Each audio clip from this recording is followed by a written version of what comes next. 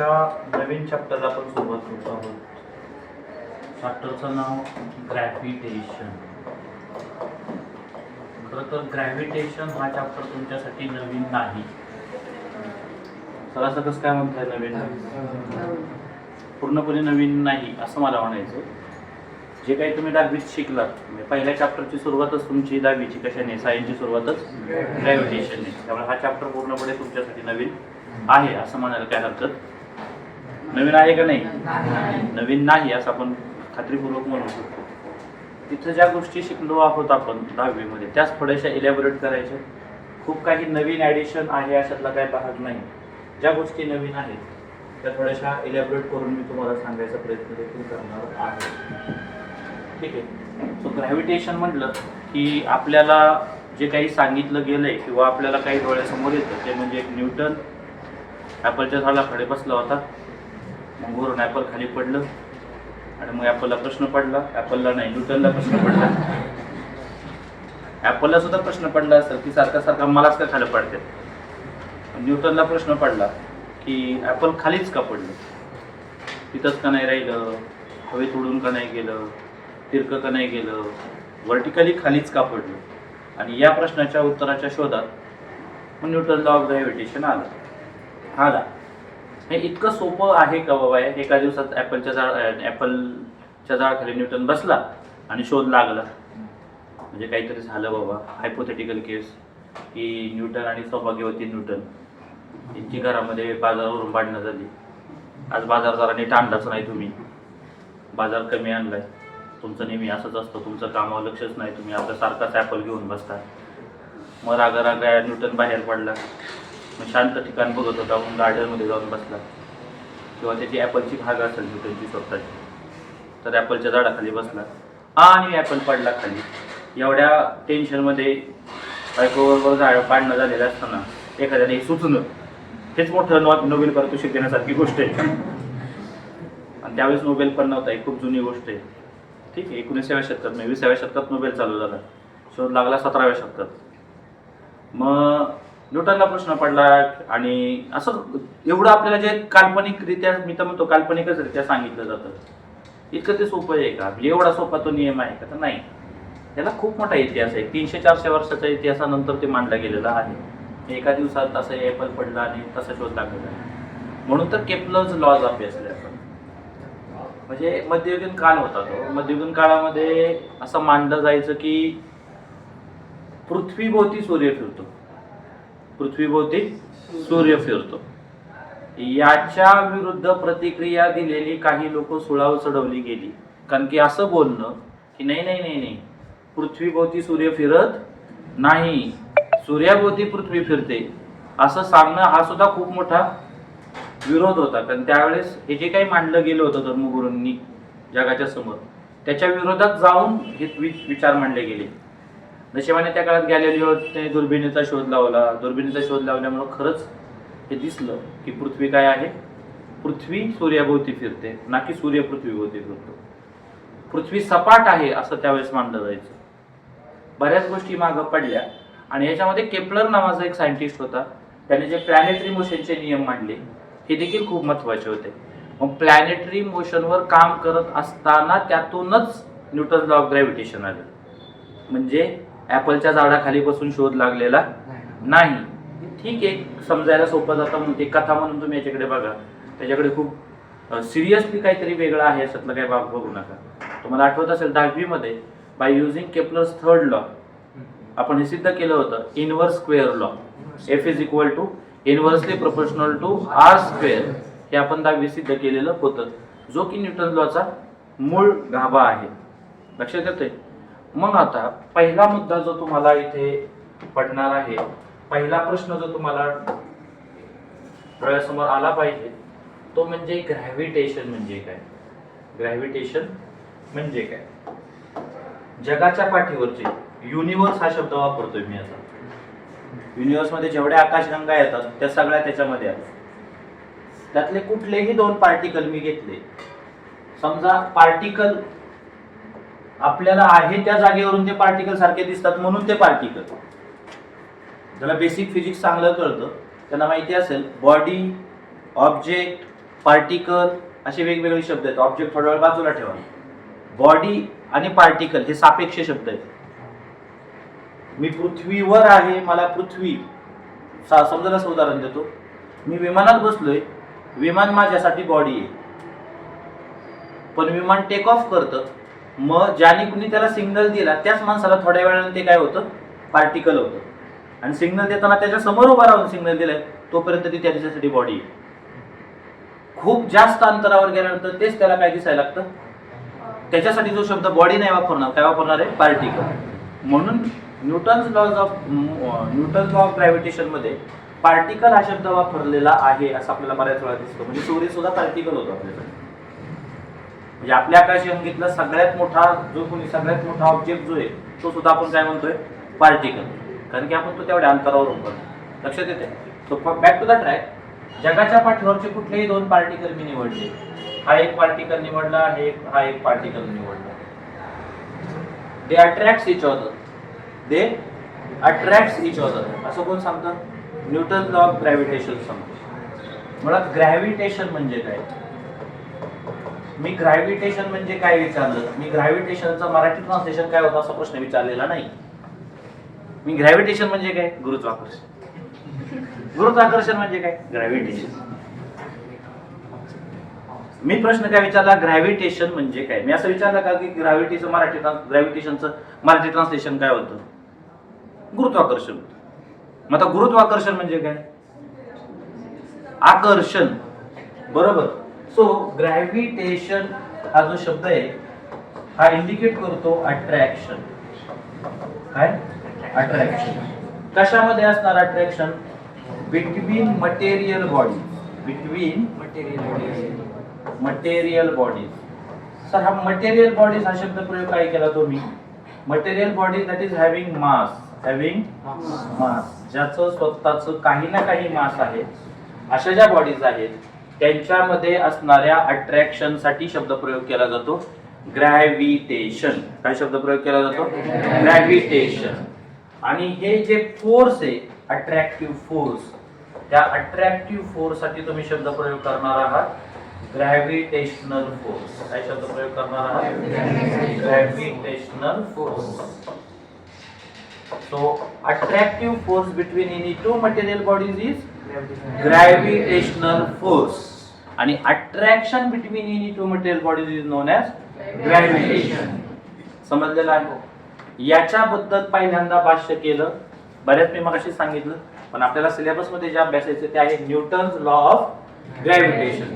जगाच्या पाठीवर, विश्वाच्या पाठीवर असा शब्द जास्त योग्य राहील. कुठल्याही दोन मटेरियल बॉडीज मध्ये देयर विल बी अट्रॅक्शन. मग हे जे अट्रॅक्शन असतं ते प्रत्येक बॉडी मध्ये सेम आहे का, सूर्य आणि पृथ्वीमध्ये जेवढं आहे तेवढं सूर्य आणि मंगळात आहे का, सूर्य आणि नेपच्यून मध्ये आहे का. म्हणजे त्यांच्यात असणारा अंतर आणि त्यांचा असणारा मासेस याचा त्याच्यावर काय परिणाम होतो का, हेच न्यूटनने सांगण्याचा प्रयत्न केला. म्हणजे कुठल्याही दोन मटेरियल बॉडीज मध्ये काय असतं, अट्रॅक्शन असतं. कुठल्याही दोन मटेरियल बॉडीज मध्ये काय असतं, अट्रॅक्शन असतं.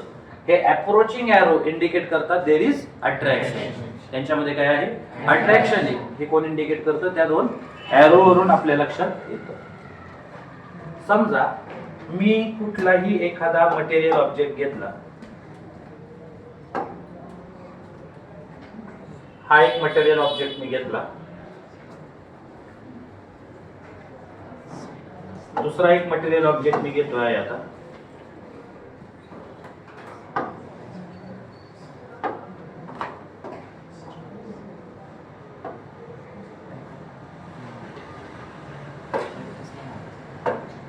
हा एक मटेरियल ऑब्जेक्ट मी इथं घेतला.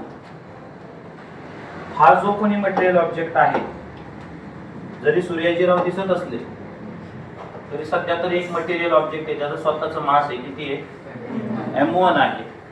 There is another material body ज्याचं मास आपण काय घेणार आहोत, m2 असं घेणार आहोत. आणि ज्यांच्यामधला डिस्टन्स काय आहे, r आहे. आता हे अंतर मोजताना या कोपऱ्यातून या कोपऱ्यापर्यंत मोजायचं, ह्या एज पासून ह्या एज पर्यंत मोजायचं, ह्या एज पासून इकडच्या एज पर्यंत मोजायचं, समस्या आहे. मग ही समस्या आपण सोडवणार कशी आहोत, तर आपण डिस्टन्स घेताना त्यांच्या सेंटर पासून डिस्टन्स घेणार आहोत. डिस्टन्स घेताना कुठून घ्यायचं आपल्याला, त्याच्या सेंटर मधलं डिस्टन्स घ्यायचं आहे. हे अंतर गेल्या वर्षी डी या अक्षराने तुम्ही दाखवलेलं होतं, या वर्षी आपण ते थोडा बदल करणार आहोत, आर या अक्षराने दाखवणार. कशाने दाखवणार आहे? मग न्यूटन्स लॉ ऑफ ग्रॅव्हिटेशन काय सांगतो? न्यूटन्स लॉ ऑफ ग्रॅव्हिटेशन काय सांगतो? न्यूटन्स लॉ ऑफ ग्रॅव्हिटेशन काय सांगतो? ऑफ ग्रॅव्हिटेशन तो 2 मार्काला परीक्षेसाठी तुम्हाला महत्त्वाचा आहे. Every particle of matter or of universe attracts every another particle. म्हणजे प्रत्येक मटेरियल बॉडी मध्ये, प्रत्येक पार्टिकल मध्ये ज्याचं स्वतःचं मास आहे, they attract each other, they attract each other, and this gravitational force is directly proportional to product of their masses. is directly proportional to product of their masses.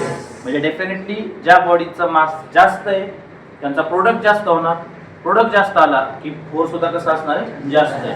म्हणजे product जर दुप्पट झाला, पहिला जेवढा होता त्याच्यापेक्षा कसा झाला? दुप्पट झाला. फोर्स सुद्धा काय व्हायला पाहिजे? दुप्पट व्हायला पाहिजे. अटी लागू, डिस्टन्स तेवढंच ठेवलं, अजून डिस्टन्स कडे जायचं. एकाचं दुप्पट केलं, एकाचं निमपट केलं, ओव्हरऑल प्रोडक्ट मध्ये काहीच बदल होणार नाही. मग फोर्स मध्ये सुद्धा काही बदल होत नाही. असे जे सीईटीचे क्वेश्चन येतात त्याला न्यूमेरिकल नाही म्हणत, त्याला अप्लाइड क्वेश्चन म्हणतात. म्हणजे ओरिजिनली जेवढं काही मास आहे ते समजा दुप्पट केलं, ट्वाइस m1, आणि पहिलं जे दुसऱ्या बॉडीचं मास आहे ते अर्ध केलं, m2/2, 2 2 कॅन्सल, काय शिल्लक राहिले? m1 m2. प्रोडक्ट मध्ये काय बदल झाला का? नाही. फोर्स मध्ये सुद्धा काहीच बदल होणार नाही. हा, पण जर फोर्स दुप्पट झालं, प्रोडक्ट जर दुप्पट झाला असता तर मास सुद्धा काय झालं असतं? दुप्पट झालं असतं. प्रोडक्ट जर तिप्पट झाला असता तर फोर्स सुद्धा काय झालं असतं? तिप्पट झालं असतं. हा त्या वाक्याचा अर्थ. नुसतं स्टेटमेंट पाठ करायची गरज आहेच, पण त्याच्याबरोबर ते समजून पण घ्या त्याचा अर्थ काय होतो. So gravitational force between any two material bodies is directly proportional to product of their masses. आणि दुसरं, inversely proportional to square of distance between them.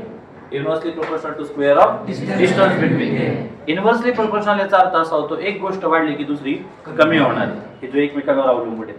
म्हणजे समजा मी अंतर दुप्पट केलं, अंतर काय केलं? दुप्पट केलं, हे दोघे एकमेकांशी इनव्हर्सली प्रोपोर्शनल, तर फोर्स कमी होण्यापेक्षित आहे, पण ते डिस्टन्सच्या स्क्वेअरशी प्रोपोर्शनल आहे. डिस्टन्सच्या स्क्वेअरशी प्रोपोर्शनल आहे. म्हणजे 2r चा स्क्वेअर किती होणार? 4r square. एकंदरीत इम्पॅक्ट 4 पटीचा आहे. म्हणजे r स्क्वेअर किती पटीने वाढला? 4 पटीने वाढला असं झालं. मग हे जर 4 पटीने वाढत असेल तर हे 4 पटीने कमी होतं. हा झाला त्याचा अर्थ. आणि याच्यावर जर प्रश्न आला तर तो न्यूमेरिकल होत नाही, तो कॉन्सेप्च्युअल क्वेश्चन होतो. त्याला न्यूमेरिकल क्वेश्चन म्हणायचं नाही. म्हणून ती ही जी भीती आहे की सीईटीला काय होतात? न्यूमेरिकल जास्त असतात. न्यूमेरिकल जास्त नाही, काही कॉन्सेप्च्युअल क्वेश्चनला सुद्धा काही लोक न्यूमेरिकल म्हणतात. म्हणजे कसं? साधं उदाहरण देतो मी. जर इथे असा प्रश्न आला की 2 बॉडीज आहेत, सुरुवातीला एकीचं मास कॅपिटल एम होतं, दुसरीचं स्मॉल एम होतं, and the gravitational force between them was Fn. they are separated by distance r. एका बॉडीचा मास कॅपिटल एम आहे, एका बॉडीचा मास स्मॉल एम आहे, त्यांच्यातलं ओरिजिनल डिस्टन्स r आहे, आणि त्यावेळेस असणारा फोर्स किती आहे? F. समजा पहिला एक प्रकारचा एमसीक्यू तुम्हाला असा विचारला, if mass of each body is double, प्रत्येक बॉडीचा मास काय झालं? डबल झालं. What will be the keeping the distance same?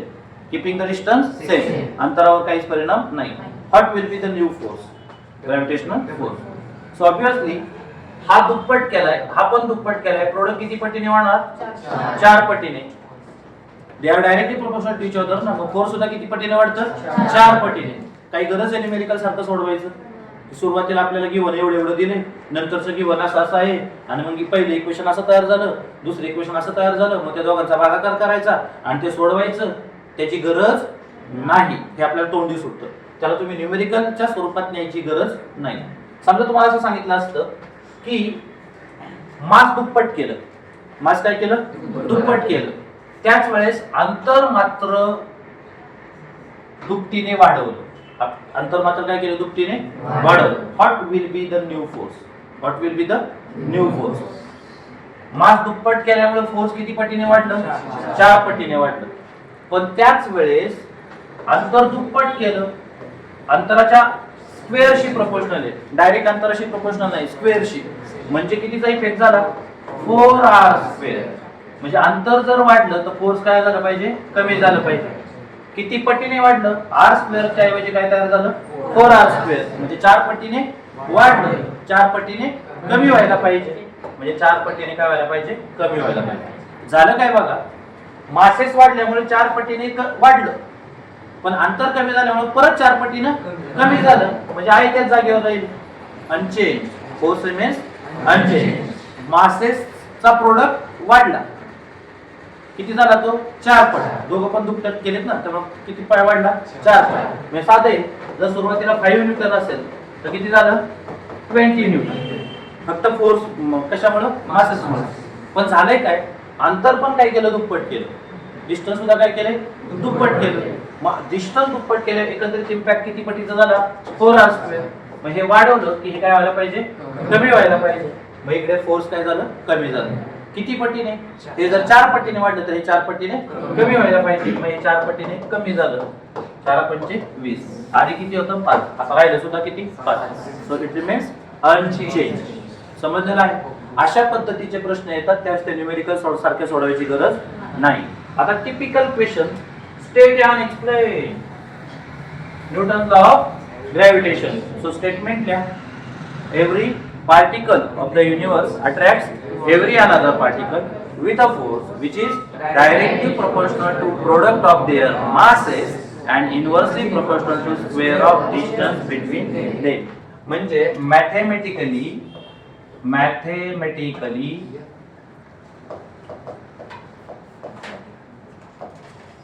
F directly proportional to m1 m2, F inversely proportional to r².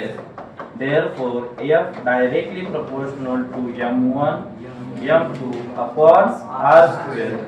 Therefore, F is equal to, proportionality चं चिन्ह गेलं, काय आलं? G. एक कॉन्स्टंट घ्यायचा आहे कुठला तरी, प्रत्येकच वेळेस k नको घ्यायचा, म्हणून मी काय घेतलाय? G. पुढे कोण आहे? m1 m2 upon r².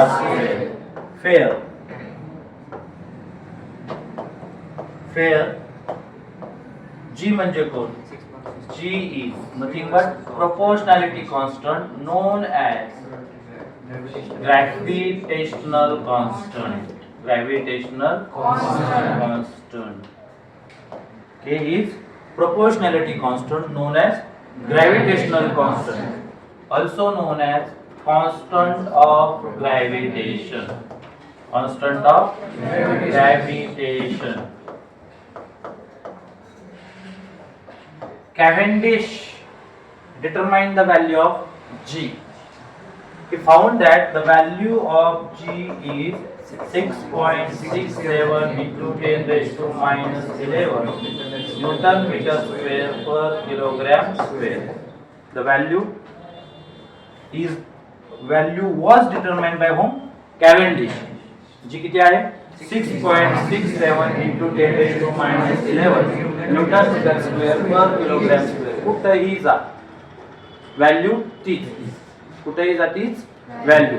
म्हणून याला म्हणलं जातं युनिव्हर्सल कॉन्स्टंट. काय म्हणतात त्याला? Universal constant. समजलेलं आहे? ग्रॅव्हिटेशनल कॉन्स्टंट अर्थात कॉन्स्टंट ऑफ ग्रॅव्हिटेशन अर्थात universal constant whose value is taken as 6.67 into 10 raised to minus 11 Newton meter square per kilogram square. SI unit of G. SI unit of G. SI unit of G. Now we know that F is equal to G m1 m2 upon r square. F is equal to G m1 m2 upon r square. Therefore, G is equal to F r square divided by m1 m2. G ची value काढली, r square इकडे भागिले इकडे गेलं गुणिले झालं. हे m1 आणि m2 न्यूमरेटर वर इकडे आल्यावर denominator. So G is equal to FR square divided by M1 M2. समजलेलं आहे? काही शंका नाही. So therefore SI unit of G, SI unit of G. What is SI unit of the G? Force. कशामध्ये मोजलं जातं? न्यूटन. त्याचा symbol मी इथे घेतला न्यूटन. डिस्टन्स कशामध्ये मोजलं जातं? Metre. So metre square divided by mass कशामध्ये मोजलं? किलोग्रॅम. मास कशामध्ये मोजलं? Kilogram. So it will be Newton meter square kilogram square. Newton meter square upon kilogram square. CGS unit काय तयार होणार सांगायच्यावरून? डायरेक्ट सांगूया आपण आता. CGS युनिट न्यूटनच्या जागा काय आलं? डाइन. मीटरच्या जागा कोण आलं? सेंटीमीटर. त्याचा काय आहे? स्क्वेअर. किलोग्रामच्या जागा काय आलं? Gram. So dyne centimetre square per gram square. Dyne centimetre square per gram square. CET चा question. Conversion factor between SI unit and CGS unit of G. CET साठी हे महत्त्वाचं आहे जे आता मी सांगतोय ते. Conversion factor between SI unit and CGS unit of G. So what is SI unit of the G? Newton meter square divided by kilogram square. Now 1 Newton is equal to 10 raised to 5 dyne. 10 raised to 5 dyne into meter into meter. Meter square म्हणजे काय? Meter into meter. We know that 1 meter is equal to 100 centimeter. 1 meter is equal to 100 centimeter. बरोबर? So meter into meter. पहिल्या मीटरच्या जागेवर 100 centimetre. दुसऱ्या मीटरच्या जागेवर 100 centimetre. समजलं? मीटर स्क्वेअर म्हणजे मीटर इंटू मीटर. आणि 1 मीटर म्हणजे किती? 10 स्क्वेअर. That is 100 centimetre. दुसरा मीटर, मीटर स्क्वेअर आहे ना, त्यामुळे मीटर इंटू मीटर. मग दुसऱ्या मीटरच्या जागा परत किती टाकलं मी? 10 स्क्वेअर सेंटीमीटर. ठीक आहे. डिवायडेड बाय किलोग्राम स्क्वेअर म्हणजे kilogram into kilogram. Kilogram into kilogram. Kilo 13 में किलो मेरा गीगा 13. त्यातला किलो पहिला 10 raise to 3. It will be 10 raise to 3. त्याचा काय करायचं आपल्याला? Square. Again 10 raise to 3. So 10 raised to 5, 10 raised to 7, 10 raised to 9. 10 raised to 9. 10 raised to 3, 10 raised to 6. 10 raised to 3 आणि 3 किती झालं? 6. It will be 10 raised to 3. 10 raised to 3. शिल्लक काय राहिलं? डाइन. शिल्लक काय राहिलं? Centimetre into centimetre. Centimetre square. इथे खाली हे पण ग्रॅम आणि हे पण ग्रॅम. काय झालं? Gram square. Kilo gram. किलोच्या जागा काय टाकलं? 10 रेज टू 3. पुढे कोण आलं? ग्रॅम. परत किलो ग्रॅम. किलोच्या जागा काय टाकलं? 10 raise to 3 into gram. So it will be gram square. So 1 newton metre square divided by kilogram square. 1 newton metre square by kilogram square is equal to 10 raise to cube. That is 10 cube. 10 raise to 3 म्हणण्यापेक्षा 10 cube. 9 centimetre square per gram square. The CET is a question. So CGS value of G. Value of G in CGS unit. CGS value अर्थात मला काय म्हणायचं होतं? Value of G in CGS unit. Value मध्ये काहीच बदल होणार नाही. 6.67 into 10 raised to 11. पण हे SI युनिट मध्ये कशामध्ये? SI युनिट कशामध्ये कन्वर्ट करायची? CGS. मग कन्वर्जन फॅक्टर किती आहे? 10 raised to 3. किती आहे? 10 raised to 3. minus 11 into 10 raised to 3. 6.67 into 10 raised to minus 11 is the value of G into 10 raised to 3. मग आता तुम्ही पुढे गेला SI युनिट मध्ये गेला. SI युनिट मधून CGS. This is the conversion factor ना. SI युनिट दिलेला असेल, SI युनिट मधून CGS जाते. मध्ये जाताना एवढ्याने गुणायचं. म्हणजे केवढ्याने? 10 क्यूब. मग 10 क्यूब ने गुणलो. उत्तर काय येणार आहे? Dyne centimetre square per gram square. So your answer is 6.67 into 10 raised to minus 8. Dyne centimetre square per gram square. तो सीईटीचा एमसीक्यू सोडवताना चुकायचं नाही. व्हॅल्यू ऑफ जी, फक्त प्रश्न वाचायचा व्यवस्थित. Value of which of the following gives value of G. Option A, option B, option C.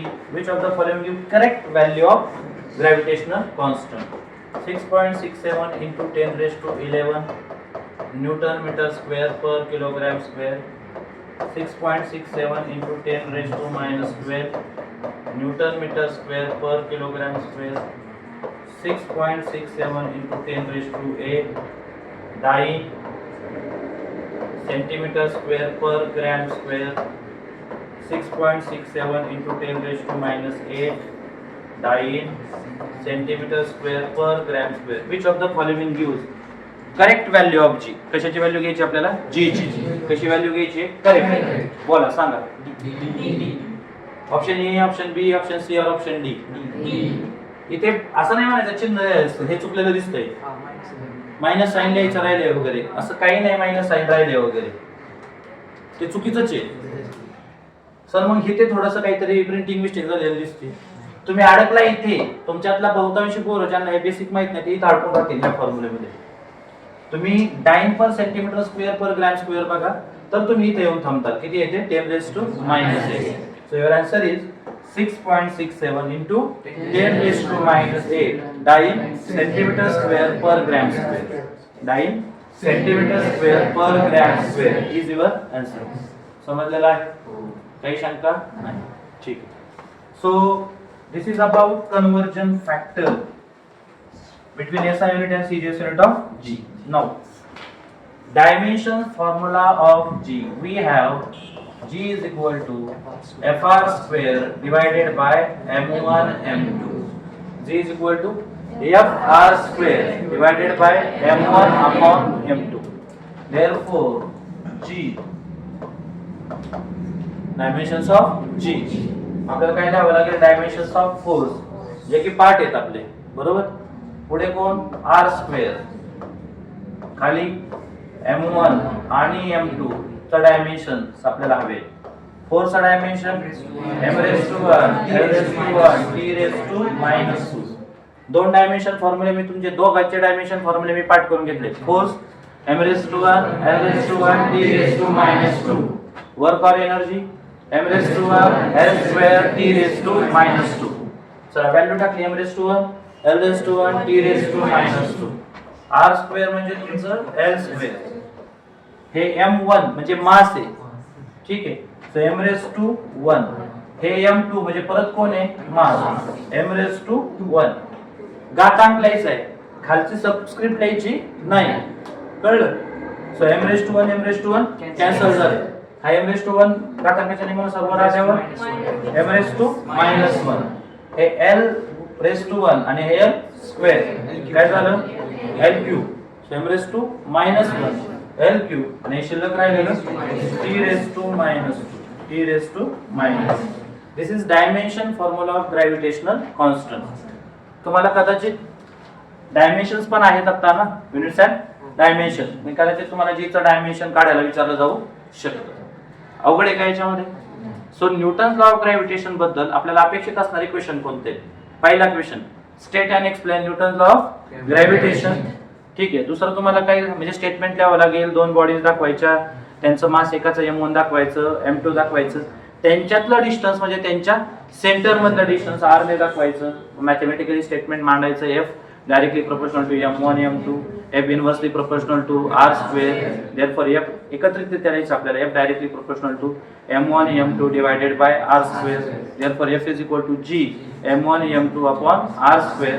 आणि बाकी काय असेल त्या व्हॅल्यू तुम्हाला टाकायच्या आहे. समजले? काही शंका आहे का? नाही. चला पुढे जाऊ.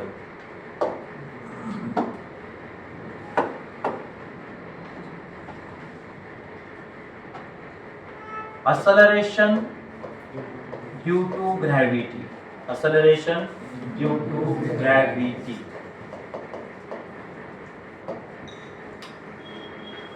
वाचतानाच बऱ्याच गोष्टी कळतात आपल्याला याच्यात. ड्यू टू या कारणामुळे, acceleration आहे ग्रॅव्हिटीमुळे. आता न्यूटन सेकंड लॉ, न्यूटनचा सेकंड लॉ ऑफ मोशन आपल्याला काय सांगतो? Rate of change of linear momentum is directly proportional to the applied force, and this change in the momentum always takes place in the direction of force. Mathematically, F is equal to mass into acceleration. तुम्ही तुमच्या माला विसरू शकत नाही, तुम्ही physics शिकताय तोपर्यंत F is equal to या माला विसरू शकत नाही. So Newton's second law of motion, F is equal to mass into acceleration. ठीक आहे. मग फोर्स आहे तिथे acceleration आहे, फोर्स आहे तिथे acceleration आहे. मग ही जी acceleration आहे कोणामुळे आहे? ग्रॅव्हिटीमुळे आहे. म्हणजे कोणामुळे आहे? Gravitational force, gravitational force exerted by earth, पृथ्वीनं स्वतःच्या सरफेसवरच्या किंवा स्वतःच्या ग्रॅव्हिटेशनल फील्ड मध्ये असणाऱ्या ऑब्जेक्टवर एक्झर्ट केलेलं फोर्स, आणि त्या फोर्स मुळे असणारी acceleration, that is acceleration due to gravity. समजतंय? आपण इलेक्ट्रिक फील्ड मध्ये चर्चा केलेली आहे की एखादा चार्ज आहे तो दुसऱ्या चार्जला अट्रॅक्ट करतो. मग space or region around the charge, the space or region around the charge where it can influence another charge is known as electric field. तसं जरी आपण असं म्हणत असलो every object attracts every another object, तरी काहीतरी अंतर ठरलेलं आहे की त्याच्या आत असेल तर ते जास्त इफेक्टिव्ह आहे, इनसिग्निफिकंट राहत नाही. The space or region around the material body where it can attract another body is known as gravitational field. म्हणजे जेवढ्या अंतरापर्यंत एखादा ऑब्जेक्ट दुसऱ्यावर ग्रॅव्हिटेशनल फोर्स एक्झर्ट करू शकतो ते अंतर आपण घेऊन जर एखादा एक रिजन गृहीत धरला तर त्याला काय म्हणलं जातं? Gravitational field. लक्षात येते? मग या पृथ्वीच्या ग्रॅव्हिटेशनल फील्ड मध्ये असणाऱ्या एखाद्या ऑब्जेक्टवर ऑब्व्हियसली पृथ्वी काय करणार आहे? फोर्स एक्झर्ट करणार, आणि त्या फोर्समुळे असणारी acceleration त्याला आपण म्हणतो acceleration due to gravity. म्हणजे अर्थात मला काय सांगायचंय पहा, समजा ही पृथ्वी आहे आणि मी तुम्हाला समजायला सोपं जावं याच्यासाठी पृथ्वीच्या भोवती एवढा रिजन दाखवला. पृथ्वीच्या भोवती मी काय करतो? एवढा रिजन दाखवतोय. एवढ्या अंतरापर्यंत, एवढ्या अंतराच्या आत जर एखादा ऑब्जेक्ट असेल तर पृथ्वी काय करते? तिला स्वतःकडे खेचून घेते. लक्षात येते? सूर्यच का नाही पृथ्वीवर जाऊन आपलं? नाही नाही नाही, चुकीचं आहे, तुमची कॉन्सेप्ट चुकती. मग सूर्याच्या ग्रॅव्हिटेशनल फील्ड मध्ये आहे पृथ्वी, बरोबर आहे? सूर्याच्या ग्रॅव्हिटेशन मध्ये पृथ्वी आहे, म्हणून तर ती तिच्यावरती सर्क्युलर मोशन मध्ये फिरते. लक्षात येते का? लक्षात येते का? ठीक आहे, बरं ठीक आहे, असू द्या. मी काय सांगत होतो? पृथ्वी स्वतःच्या ग्रॅव्हिटेशनल फील्ड मध्ये असणाऱ्या कुठल्याही ऑब्जेक्टवर काय करणार आहे? फोर्स एक्झर्ट करणार आहे. याला आपण म्हणणार आहे ग्रॅव्हिटेशनल फोर्स ऑफ अट्रॅक्शन, आणि याच्यामुळे असणारी acceleration, that is acceleration due to gravity. समजलंय? मग आपण जे एक्सप्रेशन सोडवणार आहे, ते आहे पृथ्वीच्या सरफेसवर असणाऱ्या कुठल्याही ऑब्जेक्टसाठी. आपण आहोत भारतात आणि आपण आहोत सरफेसवर. ठीक आहे, मी काय करणार आहे आता? स्वतःलाच दाखवणार आहे. हे बघा, इथं महाराष्ट्र आहे,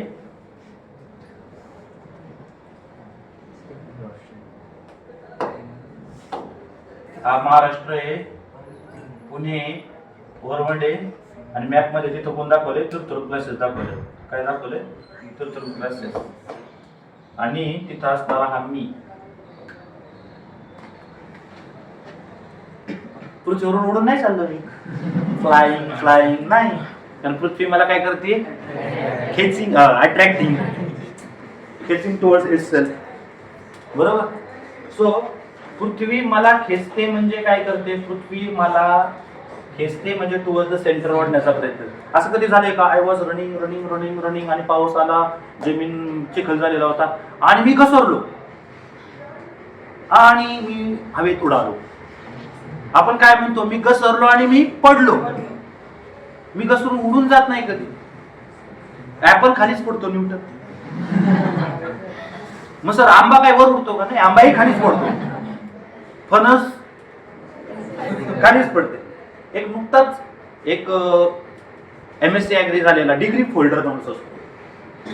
एका माणसाने पदवी धारण केलेली असते. पदवीधारक असतो कुठल्या कृषी क्षेत्रात, बरं का. पदवीधारक असतो. काय असतो? पदवीधारक.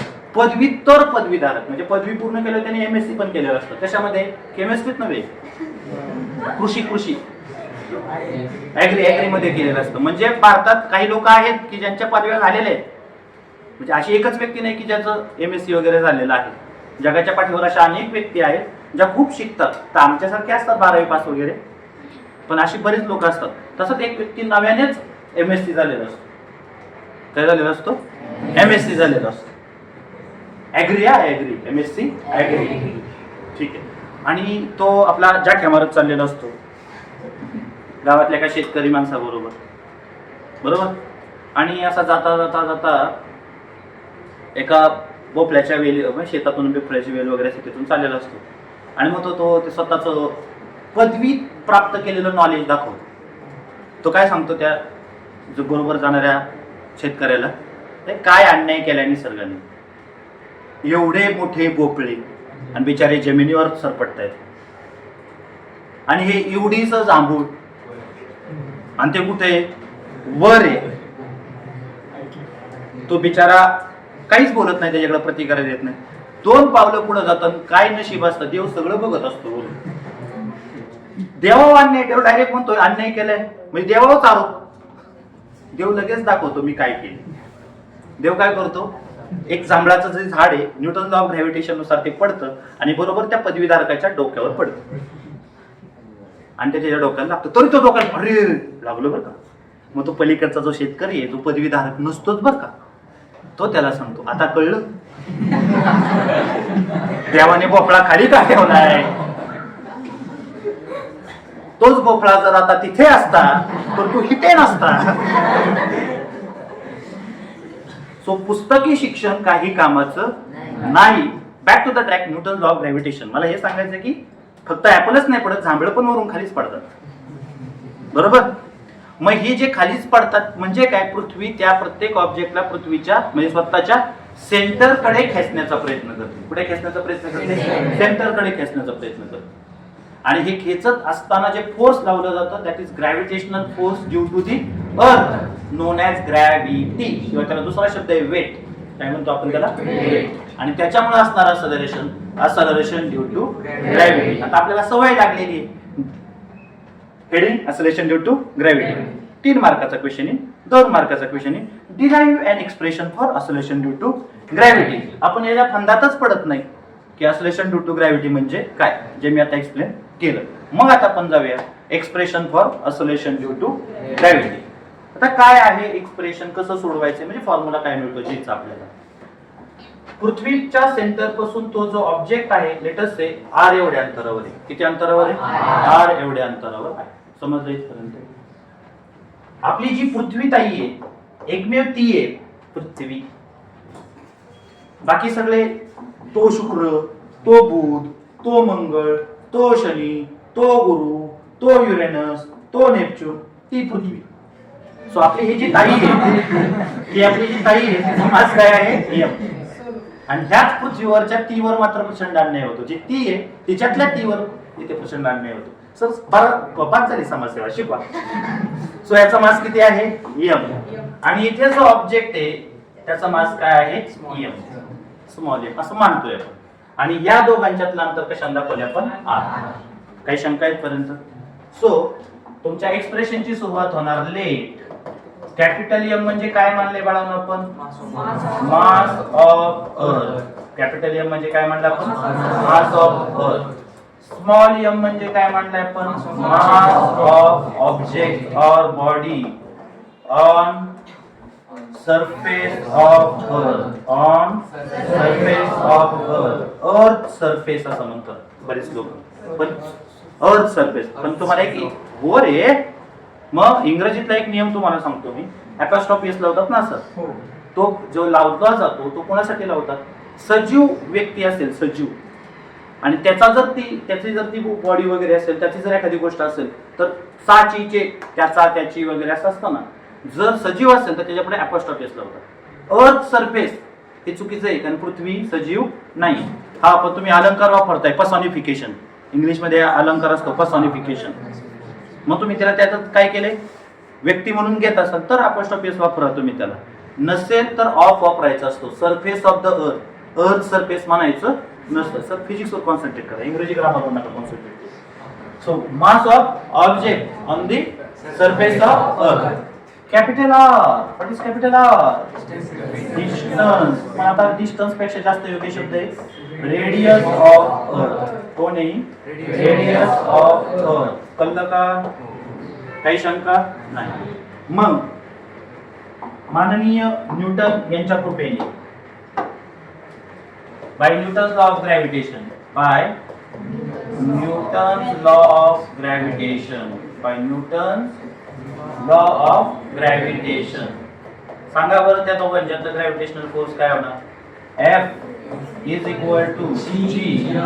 M1 ची जागा कोण घेईल? M capital M. M2 ची जागा कोण घेईल? Small m. R ची स्मॉल r ची जागा घेईल कॅपिटल R, त्याचा square. This is equation number 1. समजलेलं आहे? आता मगाशीच मी सांगितलं weight of the body is defined as, weight of the body is defined as gravitational force exerted by the earth on the body. Gravitational force exerted by the body on the surface of earth. लक्षात येते का? हे पण त्याच्याबद्दलच बोलतोय, gravitational force बद्दलच बोलतोय. आणि हे सुद्धा कशाबद्दल बोलतोय? ग्रॅव्हिटेशनल फोर्स बद्दलच बोलतोय. तर आपण दुसरं नाव देतोय काय? वेट. वेट म्हणजे कोण? Gravitational force exerted by earth, exerted by earth on the object. Therefore W is equal to काय झाला? mg. मग कॉन्सेप्च्युअली हे दोघं कोण आहेत? सारखे. फ्रॉम इक्वेशन 1 and 2 असं लिहायचं नाही. But gravitational force is nothing but weight. बरोबर? देअरफॉर तिसरा पॉइंट, तिसरा का चौथा? चौथा. As W is equal to कोण आहे? Gravitational force. W is equal to gravitational force. What is W? W is equal to mg. And gravitational force is equal to G capital M small m divided by R square. W is equal to mg and gravitational force is equal to G capital M small m divided by R square. M and M cancel. Therefore, G is equal to Gm by R square. This is an expression for acceleration due to gravity on the surface of Earth. This is an expression for the acceleration due to gravity on the surface of Earth. तुम्हाला अख्ख्या टप्प्यावर कुठे वाटलं का की मी Marathi translation करून शिकवतो? नाही, आमच्या बाबतीत म्हणजे माझ्या बाबतीत म्हणतात 12वी पास मराठी ट्रान्सलेशन करून शिकवतो म्हणून म्हटलं इथं पुढे कळलं का? म्हणजे असं वाटलं का कुठल्या टप्प्यावर ट्रान्सलेशन करून चालतं? कळलं का? पण काय काय करायचं ते सांगा. मग आता कुठल्याही दोन ऑब्जेक्ट त्याच्यामध्ये असणारं ग्रॅव्हिटेशनल फोर्स, तो नियम पृथ्वीसाठीच वापरायचा. आणि पृथ्वीनेच एक्झर्टेड केलेलं म्हणून वेट mg. आणि तिकडं कोण? G capital M small m divided by R square. आणि वेट म्हणजे कोण? mg. समोरासमोर ठेवायचे, कॅन्सलेशन करायचं. कोण उरला? G. G is equal to Gm by R square. समजलेलं आहे? acceleration due to gravity on the earth surface in terms of acceleration due to gravity in terms of density. In terms of density. परीक्षेला आपल्याला हे विचारलं जाऊ शकतं. Prove that G is equal to 4/3 pi r rho g. यांच्यात क्रम बदलेल एकमेकांचा, पण मी केलेलाच क्रम लक्षात ठेवा, कारण त्याच्यात रोजी आहे. ती तुम्हाला रोजी रोटी मिळून देईल जर हे व्यवस्थित लक्षात ठेवलं तर. रोजी दुसरी डोळ्यासमोर आणू नका. G is equal to 4/3 pi r rho g. G is equal to 4/3 pi r rho g. कोणत्या जी बद्दल बोलतोय आपण? स्मॉल जी. आणि रोजी मधली जी कॅपिटल. लक्षात आलं? So G is equal to 4/3 pi r rho g. Numerical सोडवताना आणि acceleration due to gravity कुठे डेप्थ नुसार तिथे देखील याचा उपयोग होणार आहे. पण आता हे कसं हे प्रूव्ह करायला आपल्याला 2 मार्काला जर विचारलं गेलं तर आपल्याला ते सोडवता आलं असलं पाहिजे. तुमच्या शाळेत तुम्हाला प्रूव्ह करून दाखवलेलं असो किंवा नसो, मी ते तुम्हाला सिद्ध करून दाखवतोय, ते मला महत्त्वाचं वाटतं. ठीक आहे. We know that acceleration due to gravity on the earth surface is equal to gm by r square. कुठे? On the surface of earth. On the surface of earth. कळलं? भलेही माझी इच्छा होतीये की असं लिहावं अर्थ सरफेस, पण मला जो इंग्रजीचा नियम माहिती आहे तो मला तसं करून देत नाही. बरोबर आहे. जो वाचणार आहे त्याला कदाचित ते येणार पण नाही, त्याला माहितीही नसेल. तुम्हाला ते बरोबर पण देईल, पण मला माहिती आहे म्हणून मी ते माझ्या समाधानासाठी लिहितोय. म्हणजे तुम्ही असं लिहिलं तरी चालेल ऑन अर्थ सरफेस, कोण त्याच्यासाठी मार्क कट करणार नाही. So on the earth surface acceleration due to gravity g is equal to gm by r square. We know that the where, हे स्वतंत्र एक्सप्रेशन असेल तर हे सगळं सांगावं लागेल. वेअर जी म्हणजे कोण ते सांगितलेच आपण, acceleration due to gravity. जी म्हणजे कोण? Gravitational constant. जी म्हणजे कोण? Gravitational constant. ठीक आहे. कॅपिटल एम म्हणजे कोण रे बाबांनो? Mass of earth. Mass of earth. Small M म्हणजे काय बाळांनो? मुस्कडा आणू काय एवढे स्मॉल एम इथे आहे का? आणि मग काय गडबड कशाची एवढी? मग तुम्ही कशाला म्हणला सर? तुमचं लक्ष किती बघा ना, आहे का इथं स्मॉल एम? मग काय लिहायला पाहिजे? आर. बोला. आर म्हणजे कोण? रेडियस ऑफ अर्थ. कोण आहे? Radius of earth. समजलं इथपर्यंत? काही शंका? ठीक आहे. दुसरा point. We know that density of the body is equal to mass of the body divided by volume of that body. कुठल्याही ऑब्जेक्ट साठी, कुठल्याही बॉडी साठी डेन्सिटी काढायची असेल तर density is equal to mass of the body divided by volume of the body. Assume that density of the earth is rho. Density of the earth is rho. असं गृहीत धरा. Mass of the earth is capital M and volume of the earth is V. Volume of the earth is V. So rho is equal to M by V. Therefore M is equal to rho V. MV is equal to rho V. Here rho म्हणजे कोण आहे? Density of earth. rho म्हणजे कोण आहे? Density of earth. समजलं इथपर्यंत? Now m is equal to किती आपल्याकडे? Rho P. So m is equal to rho. पृथ्वी काय आहे बाळांनो? Spherical body.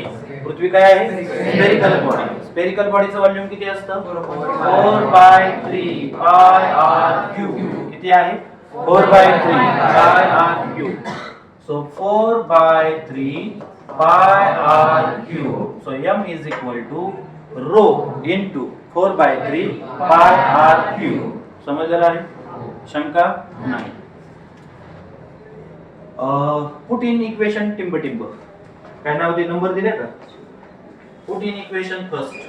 Put in equation first की ज्याच्यामध्ये gm by r स्क्वेअर तुम्हाला दिलेला आहे. ठीक आहे. So put in equation 1. Put in equation 1.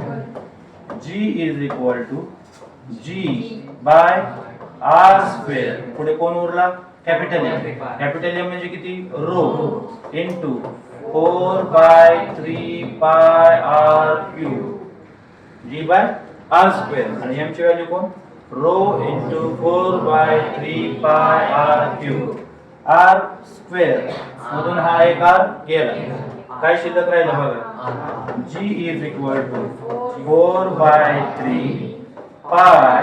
याच्यातला शिल्लक राहिलेला आर, हा रो आणि ही जी जे आपल्याला सिद्ध करायला सांगितलेलं आहे. समजलं का?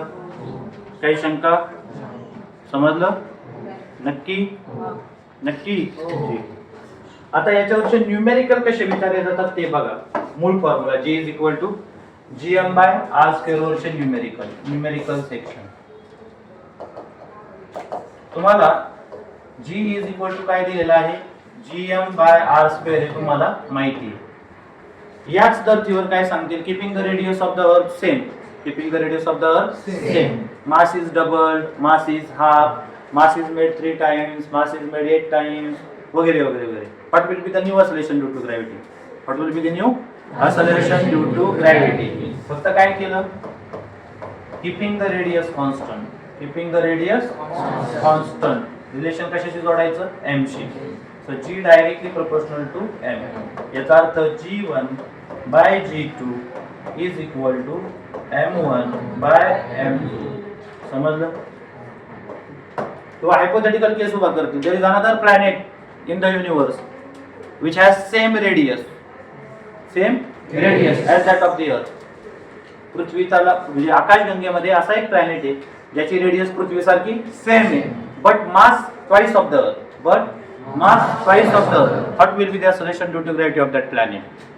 त्या प्लॅनेटची एक्सेलरेशन ड्यू टू ग्रॅव्हिटी किती असेल, मास पृथ्वीच्या किती आहे, दुप्पट. एक्सेलरेशन ड्यू टू ग्रॅव्हिटी सुद्धा पृथ्वीच्या दुप्पट. Approximately acceleration due to gravity 10 घेतली जाते, 9.8 म्हणजे अप्रॉक्सिमेटली 10.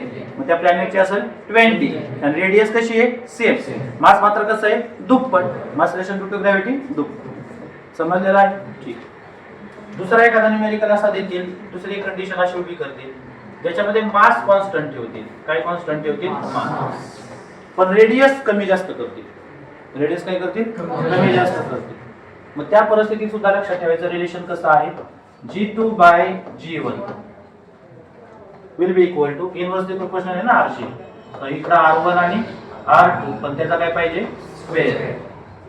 इथं 2 आहे, इथं कोण आहे, 1. इनवर्सली प्रोपोर्शनल असल्यामुळे इथं 2 असेल तर इकडं 1, इकडं 1 असेल तर इकडं 2, ब्रॅकेट स्क्वेअर. समजले. कधी कधी अशी कंडिशन तयार करतील, दोन्ही चेंज करतील. काय चेंज करतील, दोन्ही चेंज करतील. मग काय होणार बघा, g1 बाय g2 मासची कसं आहे, डायरेक्टली प्रोपोर्शनल, त्यामुळे m1 m2. मासची कसं आहे, डायरेक्टली प्रोपोर्शनल. इकडे 1 असेल तर इकडे 1, इकडे 2 असेल तर इकडे 2 इनटू r शी मात्र इनवर्सली प्रोपोर्शनल आहे, त्यामुळे r2 बाय r1.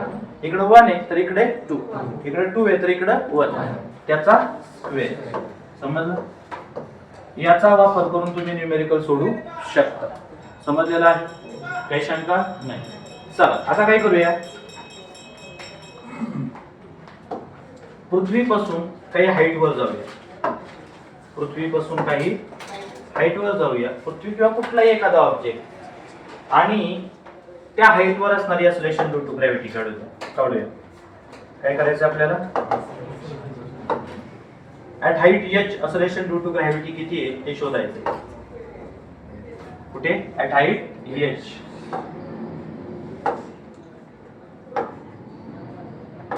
सो पृथ्वीच्या सेंटर पासून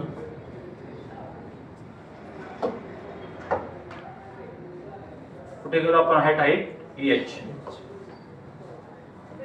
पृथ्वीच्या सेंटर पासून ऍट हाईट h नाही, सरफेस पासून. हाईट कुठून मोजायची, सरफेस पासून.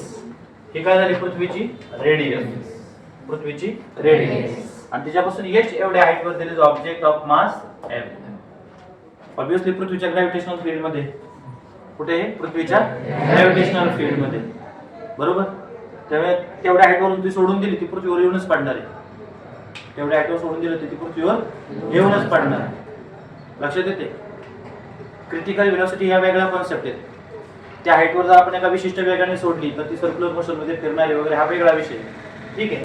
मग आता इथे पृथ्वीच्या ग्रॅव्हिटेशनल फील्ड मध्ये आहे, म्हणजे पृथ्वी त्याच्यावर फोर्स एक्झर्ट करणार, त्या फोर्समुळे एक्सेलरेशन असणार. आणि ते एक्सेलरेशन म्हणजे काय, acceleration due to gravity. Acceleration due to gravity कुठे, at height h. At height h. Acceleration due to gravity at height h. h एवढ्या हाईट वर असणारी एक्सेलरेशन ड्यू टू ग्रॅव्हिटी, जी आपण gh ने दाखवणार आहे. कशाने दाखवणार आहे, gh. सेम एक्सप्रेशन सगळं. तिथं असणारे वेट आता होणार mgh. काय होणार, mgh. आणि तिथे एक्सेलरेशन ड्यू टू ग्रॅव्हिटी बदलली, mg च्या ऐवजी काय होणार, mgh. ठीक आहे. पहा पहिला पॉइंट, उत्तर सोडवायला घेतलं तुम्ही, एक्सप्रेशन सोडवायला घेतलं. चला लेख. कॅपिटल M म्हणजे कोण, मास ऑफ दी अर्थ. मग अशी लिहिले, सगळ्या स्पेलिंग पण बघितले तुम्ही माझ्याकडून, मला येतात त्या स्पेलिंग. आता तुम्हाला येत असतील तर लिहा मग तुम्ही. कॅपिटल एम म्हणजे काय? Mass of the earth. Capital R म्हणजे radius of the earth. Small M म्हणजे मास ऑफ द ऑब्जेक्ट. कुठे येतो? ऑन द अर्थ सरफेस नाही. h is the height. Height of the object चूक. ऑब्जेक्टची हाईट नाही. Height from height of the height of the object नाही लिहावं लागणार. हाईट ऑफ द ऑब्जेक्ट जरा वाचायला चुकीचं वाटतं. त्यापेक्षा आपण काय करूया, इथंच घेऊया एच. एम म्हणजे कोण? Mass of the object at height H. At height H. पण कुठून? फ्रॉम अर्थ सरफेस नाही. माझी इच्छा असेल तरी मी लिहिणार आहे सरफेस ऑफ अर्थ. कळलं? कळलं का? समजाने काही पुस्तकात आम्ही प्रिंट होताना बघितले तसं पुस्तकवाली चुकीची. कदाचित त्यांना दुनिया माहित नसेल. मला माहिती आहे चुकीचा माहिती म्हणून मी चुकीचं लिहितो. पण तुम्ही म्हणजे माझं मन जोपर्यंत तयार होणार नाही अर्थ सरफेस लिहायला तोपर्यंत मी ते लिहिणार नाही. तर त्याच्यात त्याला कुठं मार्क ठरतात. समजले का? सांग. सो एच म्हणजे काय आहे? एच म्हणजे काय आहे? आधी एम घेतलाय आपण. एम म्हणजे कोण? Mass of the object. Mass of the object कुठे? At height H from the surface of earth. समजलं इथपर्यंत? काही शंका नाही? ठीक आहे. बाकी सेम. आता thanks to Newton law of gravitation. Thank you, आभार माना त्याचं. तुम्ही होतात म्हणून मी लिहू शकतो. By Newton law of gravitation. येईल ना लिहायला? हा ठीक आहे. एफ इज इक्वल टू बोला. F is equal to G M. R is equal to capital R plus H. Small R म्हणजे कोण? Capital R plus H. So G M divided by R square. F is equal to G M M. G M M by R square. समजले? हे आपल्या कामाला येणार आहेत. जे कामाला येणार आहेत त्यांना विसरू नका. त्यांना सांगून ठेवा तुम्ही 1 नंबरला. ठीक आहे. मग आता पुढे कोण आहे? By the definition of weight. By the definition of weight काय होणार सांगा? Weight W is equal to mgh. This is equation number 2. But the gravitational force exerted by the earth on that object is also defined as its weight. काय म्हणतो आपण त्याला? Weight असं म्हणतो. म्हणजे हे कोण आहे? Gravitational force. हे कोण आहे? वेट. पण वेट म्हणजेच कोण? Gravitational force. दोघं पण कोणाचे ग्रॅव्हिटेशनल फोर्स आहेत? पृथ्वीचे. कोणावरचे? त्याच बॉडीवरचे. मग त्यांच्या व्हॅल्यू वेगवेगळ्या असतील का? नाही. देअरफॉर हे दोघं same. Therefore mgh is equal to g capital M small m divided by r square. mgh is equal to gmm by r square. I m and I m cancel. Therefore gh is equal to gm by r square. gm by small r square. gm by small r square. But small r म्हणजे कोण? r plus h. small r काय होते? Small r म्हणजे कोण? r plus h. Therefore gh is equal to काय मिळालं बाळांनो? gm upon r plus h bracket square. This is an expression for acceleration due to gravity at the surface at the height h from the surface of earth. समजलं? कधी कधी असं येतं prove that. कधी कधी काय येतं? Prove that gh by g is equal to r upon r plus h bracket square.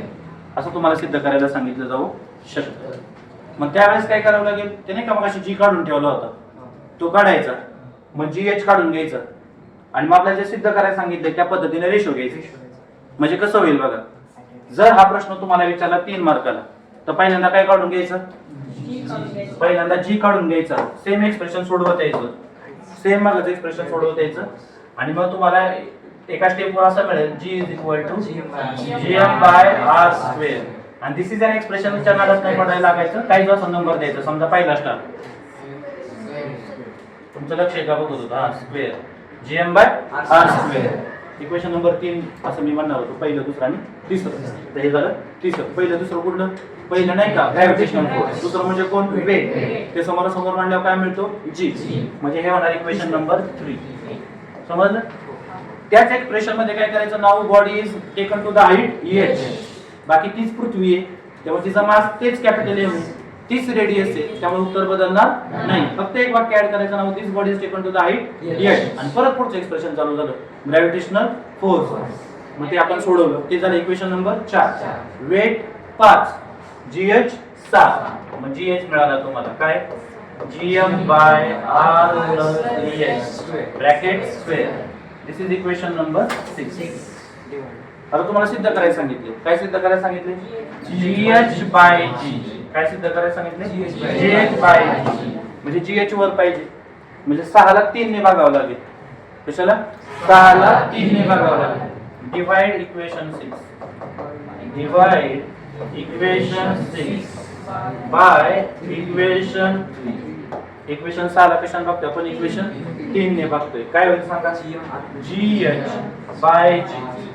gh by g is equal to, बोला, gm upon r plus h bracket square. gm by r plus h square divided by g. आणि हा जो g आहे खाली भागणार आहे तो वर आल्यावर काय होईल? गुणिले, उलटा होऊन गुणिले. मग इथं काय होणार? r square divided by gm. gm cancel. Therefore gh by g is equal to r square upon r plus h bracket square. समजलं? गुंड समजलं का? So therefore पुढची step gh by g is equal to r upon r plus h bracket square. समजलं? झालं सिद्ध? काही शंका? हा जो टॉपिक आहे तो सीईटीच्या लेक्चर साठी खूप महत्त्वाचा आहे. तुम्हाला असा प्रश्न दिला जाईल, किती हाईट वर g is half of the g असेल, म्हणजे gh इज g by 2 असेल. किती हाईट वर g काय होणार आहे? g by 4 होणार आहे. असे प्रश्न इथे अपेक्षित आहेत, जे मी सीईटीच्या लेक्चरला थोडंसं वेगळं आणि डिटेल एक्सप्लेन करेन. ठीक आहे, चलो पुढे. आता आपल्याला आठवत असेल, in terms of gravity g is equal to काय मिळाला तुम्हाला? 4/3 pi r rho g. काय मिळालं? g is equal to 4/3 pi r rho g. बाबांनो, ही आपली पृथ्वी आहे. पुढे पृथ्वी ताई या आल्या. ही कोण आहे? आपली ताई, आपली पृथ्वी, बरोबर आहे. जिच्या सरफेस वर असलेशन ड्यू टू ग्रॅव्हिटी कुठे गेली? परत लिहितो. g इज इक्वल टू किती आहे? ते काय वेगळंच चालू.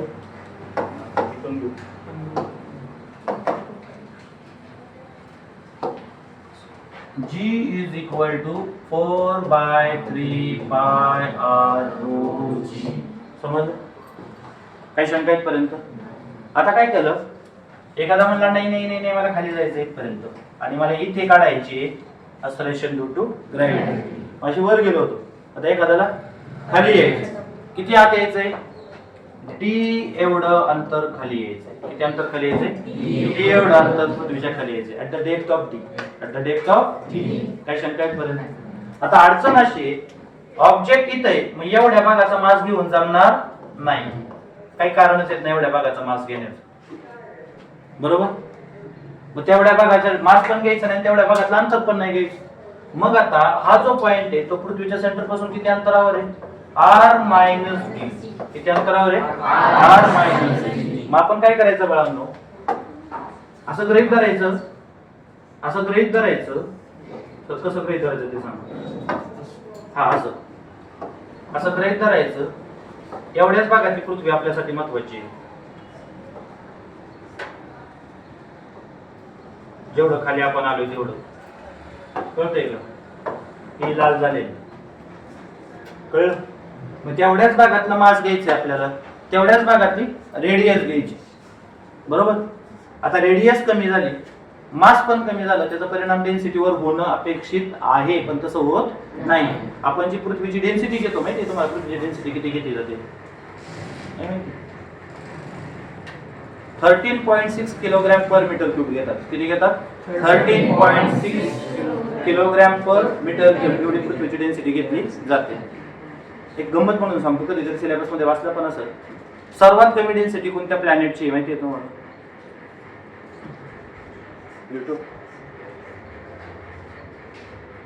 जर एवढा मोठा समुद्र असेल जो शनी ग्रहाला म्हणजे सॅटर्न, आता सॅटर्न कुठला माहिती आहे ना, त्याच्याभोवती कडा आहे, तो ग्रह कोण? सॅटर्न. एवढा मोठा जर समुद्र असेल जो सॅटर्नला काय करू शकेल, आधार देऊ शकत असेल, सामावून घेऊ शकत असेल, तर तेवढ्या समुद्रात सॅटर्न तरंगेल. पाण्याचा समुद्र, समुद्र कशाचा? पाणी. आणि एवढा मोठा समुद्र असेल आणि त्यात जर आपण सॅटर्न असा ठेवला तर सॅटर्न हा प्लॅनेट पाण्याच्या समुद्रात बुडणार नाही, तो त्याच्यावर तरंगेल, कारण त्याची डेन्सिटी तेवढी कमी. कळलं? आपली पृथ्वी तसं होणार नाही. लक्षात येते? कळतंय का? ठीक आहे. 13.6 मग ती होमोजिनस धरली जाते, सगळीकडे डेन्सिटी कशी धरली जाते? सेम. मग आपल्याला एवढ्याच भागाची पृथ्वी कन्सिडर करायची. मग डी एवढ्या हाईटवर खाली आलात तुम्ही, किती खाली आलाय तुम्ही? डी एवढ्या हाईटवर. मग आपल्याला काय करायचं? आता एवढीच पृथ्वी राहिली, ज्याची रेडियस किती शिल्लक आहे? r - किती शिल्लक आहे? r - मग जी ऍट डेप्थ डी काय शिल्लक राहील? 4/3 पाय. पण r च्या जागेवर काय येणार आता? r - c. डेन्सिटी तेवढीच आहे रो. आणि हे तर युनिव्हर्सल कॉन्स्टंट आहे बाबा. This is equation number 1. This is equation number 2. Therefore GD by G, जसा GH by G काढला होता तसाच GD by G. मग GD by G किती होणार? 4/3 पाय r - d rho G divided by 4/3 पाय r rho G. rho G 4/3 पाय 4/3 पाय कॅन्सल झालं. काय शिल्लक राहिलं बघा? GD by G is equal to r - d upon r. Therefore, GD by G r by r minus d by r. हा denominator आहे, दोघांनाही आपल्याला देता येतो. म्हणजे जर प्लस मायनस असेल तर हा दोघांनाही आपल्याला देता येतो. So therefore GD by G r by r किती झाला? 1 minus d by r. So GD by G is equal to 1 minus d by r. समजलेला आहे? काही शंका? समजले? दिस is G acceleration due to gravity. हे सरळ सरळ सांगतं की हा पोर्शन कॉन्स्टंट आहे, हा पोर्शन कॉन्स्टंट आहे, हा पोर्शन कॉन्स्टंट आहे. याचा अर्थ G directly proportional to R. कुठे? ज्यावेळेस आपण डेन्सिटी कन्सिडर करतो त्यावेळेस. मग ऍट द डेप्थ D ज्यावेळेस रेडियस किती होणार आहे? r - d. You can write GD is equal to 4/3 पाय r - d rho G. दोघांचा रेशो घेतला, जे कॅन्सल होते ते कॅन्सल केलं, शिल्लक काय राहिलं बघा? GD by G is equal to 1 minus dr. 1 minus d by r. Same असाच एक फॉर्म्युला आपल्याकडे आहे. आता काय घेतला तुम्ही? GD is equal to G into bracket 1 minus dr. अयो सर फसवतोय तुम्ही आम्हाला. हा G कुठे होता? भागिले होता, वर आला. सेम तसंच GH is equal to G into bracket 1 minus twice h by r. ठीक आहे. आता एक लक्षात घ्या, या दोन्ही एक्सप्रेशन वरून कळलं असेल, पृथ्वीच्या वर जातात हाईट वर तसा G काय होत जातो? कमी होत जातो. जशी जशी हाईट वाढत जाईल तसा G कमी होत जातो.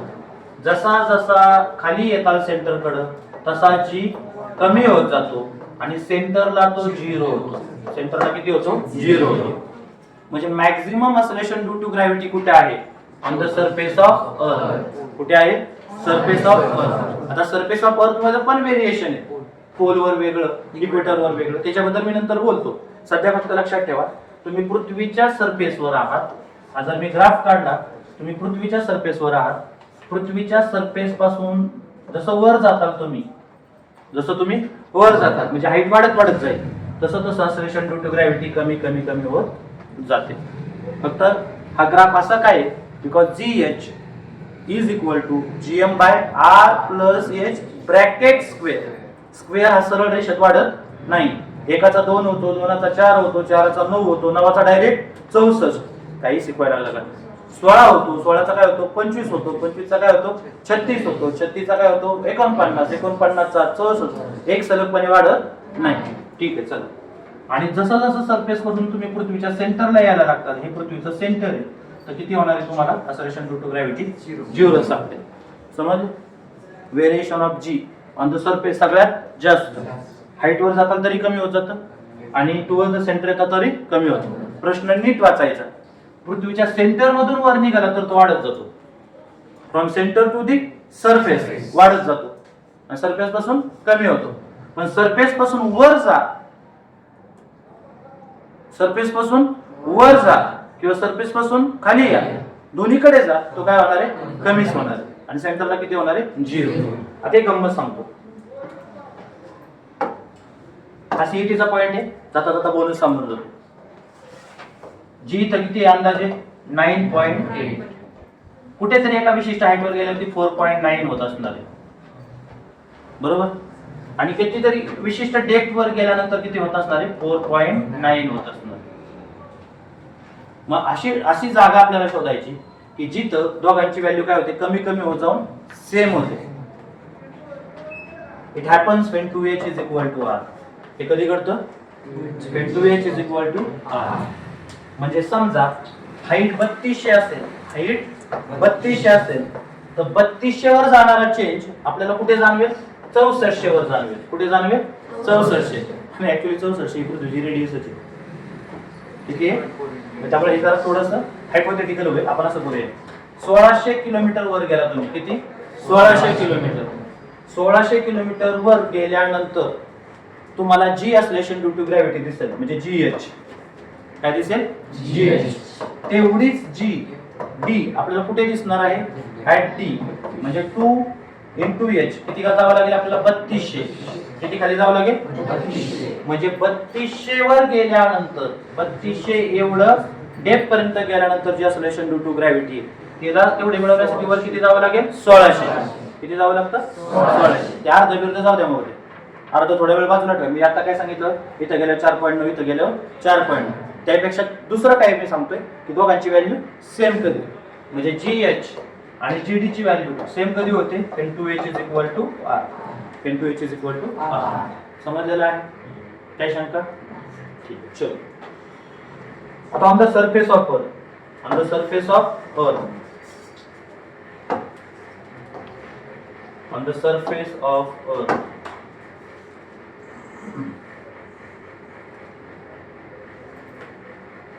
ही आपली पृथ्वी वर जे दिसते तो पोलार रिजन.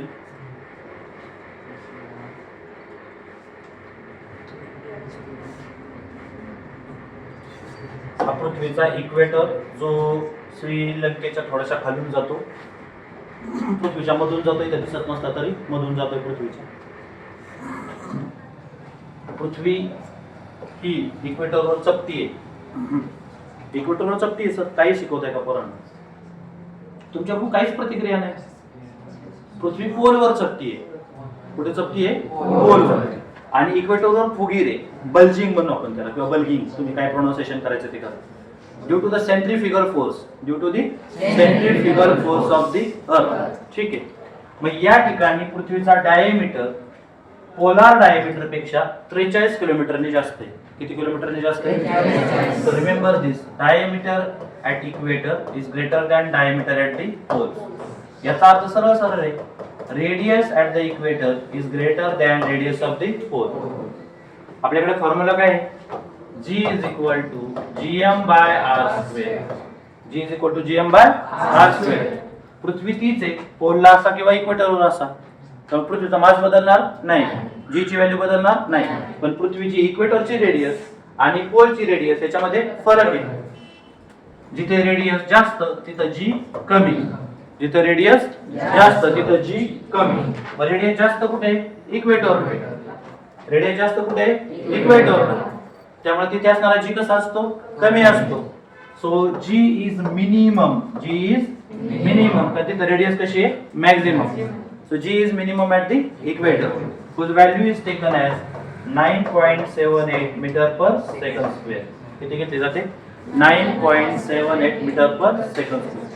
आता पोलवर काय घडतं, रेडियस कशी आहे कमी, रेडियस कशी आहे कमी, पृथ्वी चकटी आहे तिथे, तिथं जी कसा झाला जास्त, आर कमी जी जास्त, मग आर सगळ्यात कमी जी सर्वात जास्त, जी मॅक्सिमम आहे, whose value is 9.83 metre per second square. 9.83 metre per second square.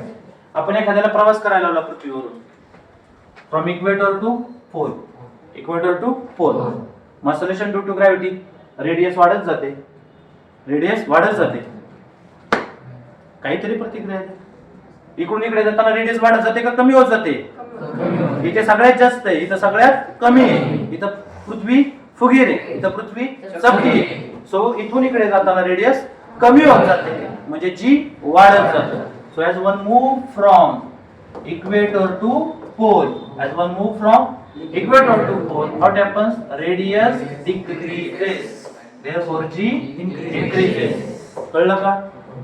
समजा एखाद्याला तुम्ही इकडून इकडे प्रवास करायला लावला pole to equator, pole to equator, इथं रेडियस कमी, इथं रेडियस जास्त, मग आता तुम्ही कुठून कुठे चाललाय, कमी कडून जास्त कडून, रेडियस वाढत चालली, जी कमी होत. कळलं? See it is equation. As one move from equator to pole, equator to pole, लगेच मला ते मनात विचार करायचा, इक्वेटर कडून पोल कडे चाललोय, इक्वेटरवर पृथ्वी थोडी फुगीर आहे due to the centrifugal force, त्याच्यामुळे काय होणार, इथं रेडियस जास्त, त्यामुळे जी कमी. तुम्ही चाललाय कुठे आता, पोल कडे, पोलला पृथ्वी कशी आहे चपटी आहे, त्यामुळे तिथे रेडियस कमी आहे, म्हणजे जी कसं आहे जास्त, कमी कडून जास्त कडे चाललाय, म्हणजे जी वाढत चाललाय. आता तुम्हाला प्रश्न विचारला, if one move from poles to the equator, काय करताल आता, पोल कडून इक्वेटर कडे, पोलला पृथ्वी चपटी आहे, म्हणजे रेडियस कमी आहे, म्हणजे जी जास्त आहे. ठीक आहे, तुम्ही चाललाय कुठे, इक्वेटरला, तिथे पृथ्वी फुगीर आहे, रेडियस जास्त आहे, म्हणजे असलेशन ड्यू टू ग्रॅव्हिटी कमी आहे, म्हणजे acceleration due to gravity goes on decrease, goes on decrease, radius वाढते, जी कमी होते. समजलेलं आहे? काही शंका नाही.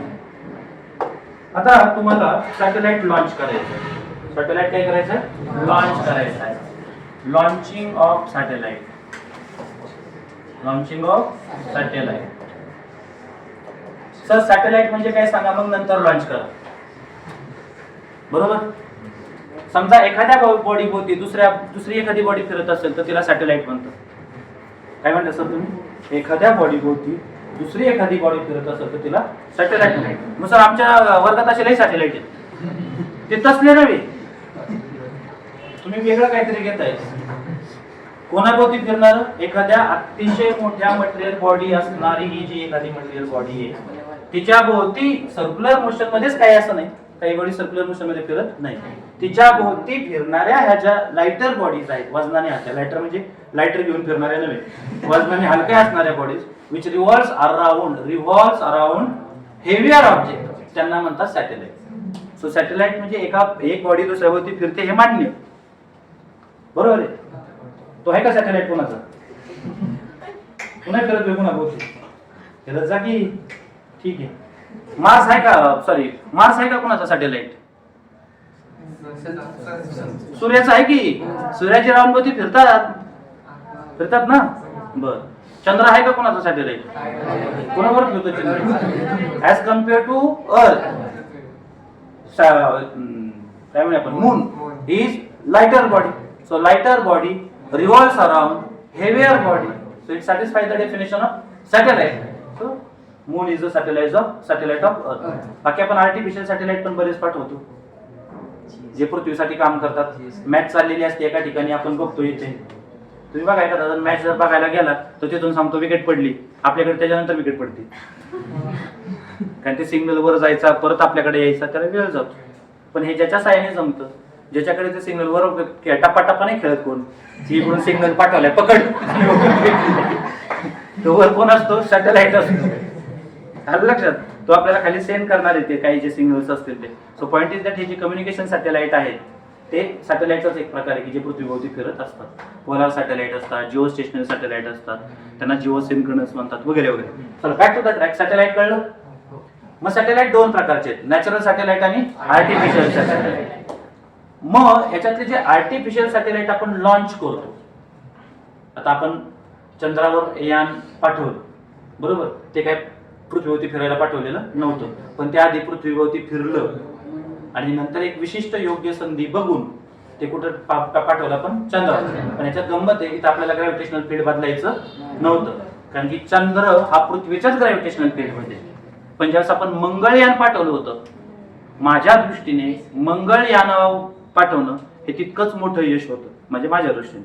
आणि दुसरं महत्वाचं आहे, आपण हे काय करू शकलो, चंद्रयान लँड करू शकलो, हे पण तेवढंच एक महत्व आहे. पण दोन्ही मोहिमेत फरक आहे.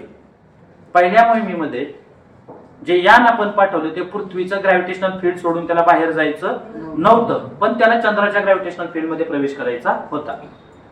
अवघड काय होतं की पृथ्वीच्या ग्रॅव्हिटेशनल फील्ड मधून इस्केप करायचं आणि योग्य वेळी चंद्राच्या ग्रॅव्हिटेशनल फील्डने त्याला पकडायचं आणि मग त्याने मंगळाभोवती फिरायचं. आणि चंद्र आणि पृथ्वी एकाच ग्रॅव्हिटेशनल फील्ड मध्ये, म्हणून तर चंद्र पृथ्वीभोवती फिरतो, कारण तो पृथ्वीच्या ग्रॅव्हिटेशनल फील्ड मध्ये. मंगळ पृथ्वीवरती फिरत नाही, कारण तो पृथ्वीच्या ग्रॅव्हिटेशनल फील्ड मध्ये नाही. मग आपल्याला काय करावं लागलं, सॅटेलाइट लॉन्च केला, पण तो पृथ्वीच्या ग्रॅव्हिटेशनल फील्डला सोडून बाहेर पडला पाहिजे, नाही तर पृथ्वीने त्याला स्वतःकडे खेचून घेतलं असतं. हे पहिलं कौशल्य. आणि तिथून बाहेर पडल्यानंतर तो कुठेही बोंबलं थिंडू नये, योग्य दिशेने जावा आणि त्याने कशामध्ये प्रवेश करावा, मंगळाच्या मार्सच्या ग्रॅव्हिटेशनल फील्ड मध्ये प्रवेश करून त्याचं स्पीड मंगळाच्या क्रिटिकल व्हेलॉसिटी एवढं करायचं आणि तो मार्सच्या भोवती मंगळाच्या भोवती रिव्हॉल्व झाला पाहिजे. हे तितकंच कौशल्य पूर्ण होतं, हे तुम्हाला आता कळलं. सॅटेलाइट लॉन्च करणं म्हणजे दिवाळीच्या दिवशी ते म्हणतो ना आपण बाण उडवतो तेवढं सोपं नाही, ठीक आहे. पण आता दिवाळीच्या दिवशी जो बॉम्ब उडवतो, बाण उडवतो, त्या बाणाकडे जाऊ आपण, बाटली ठेवतो आपण, योग्य पद्धतीने ठेवायची, नाहीतर बाटली म्हणे तुमचाच पाय लागून पडली. असं बऱ्याच वेळा होतं. लहानपणी आपण असे उद्योग केलेले आहेत. मातीत रोवायचं, कधी कधी एवढं पॅक होतं की ती जागा फुरफुर फुरफुर करतं, परवडतच नाही. किंवा कधी कधी काय होतं, एवढ्याच काय करतो आपण, काय म्हणूया, एवढं पॅक रोवत नाही की तुम्ही पेटवता आणि ते तिरकं होतं आणि ते तुमच्याकडेच पडतं, बरोबर आहे. सो लॉन्चिंगचं डायरेक्शन पण महत्वाचं आहे. सो सेम थिअरी आहे ती. सॅटेलाइट लॉन्च करण्यासाठी आपल्याला रॉकेट लागतात. काय लागतात? रॉकेट लागतात. हे जे आहेत याच्यामध्ये फ्युएल असतं. हे जे रॉकेट असतात त्याच्यात काय असतं? फ्युएल असतं. जनरली मिनिमम 2 स्टेजचा असावं लागतं. किती स्टेजचा असावं लागतं? Minimum 2 stage. एका स्टेज मध्ये आपल्याला असं रॉकेट असून चालणार नाही. एका स्टेज मध्ये काय होतं बघा, समजा एवढं फ्युएल भरलं, जे की आपलं दिवाळीचं असतं बघा, त्याची एकच स्टेज असते एवढी एवढी. मग तुम्ही काय करता, ते पेटवता. त्यात जेवढी दारू असेल, म्हणजे फ्युएल असेल, दारू म्हणजे फ्युएल असेल, बंदुकीची दारू म्हणून आपण, ते बंदुकीची दारू नाही, ती जी कसं फटाक्याची दारू, ती जी असेल ती पेटवली ते जेवढ्या हाईटवर जाईल तेवढं जातं. बरं, दारू कधी सापडलं नाही, मग पाणी घेऊनच बसायला पाहिजे शेजारी, ते नाही.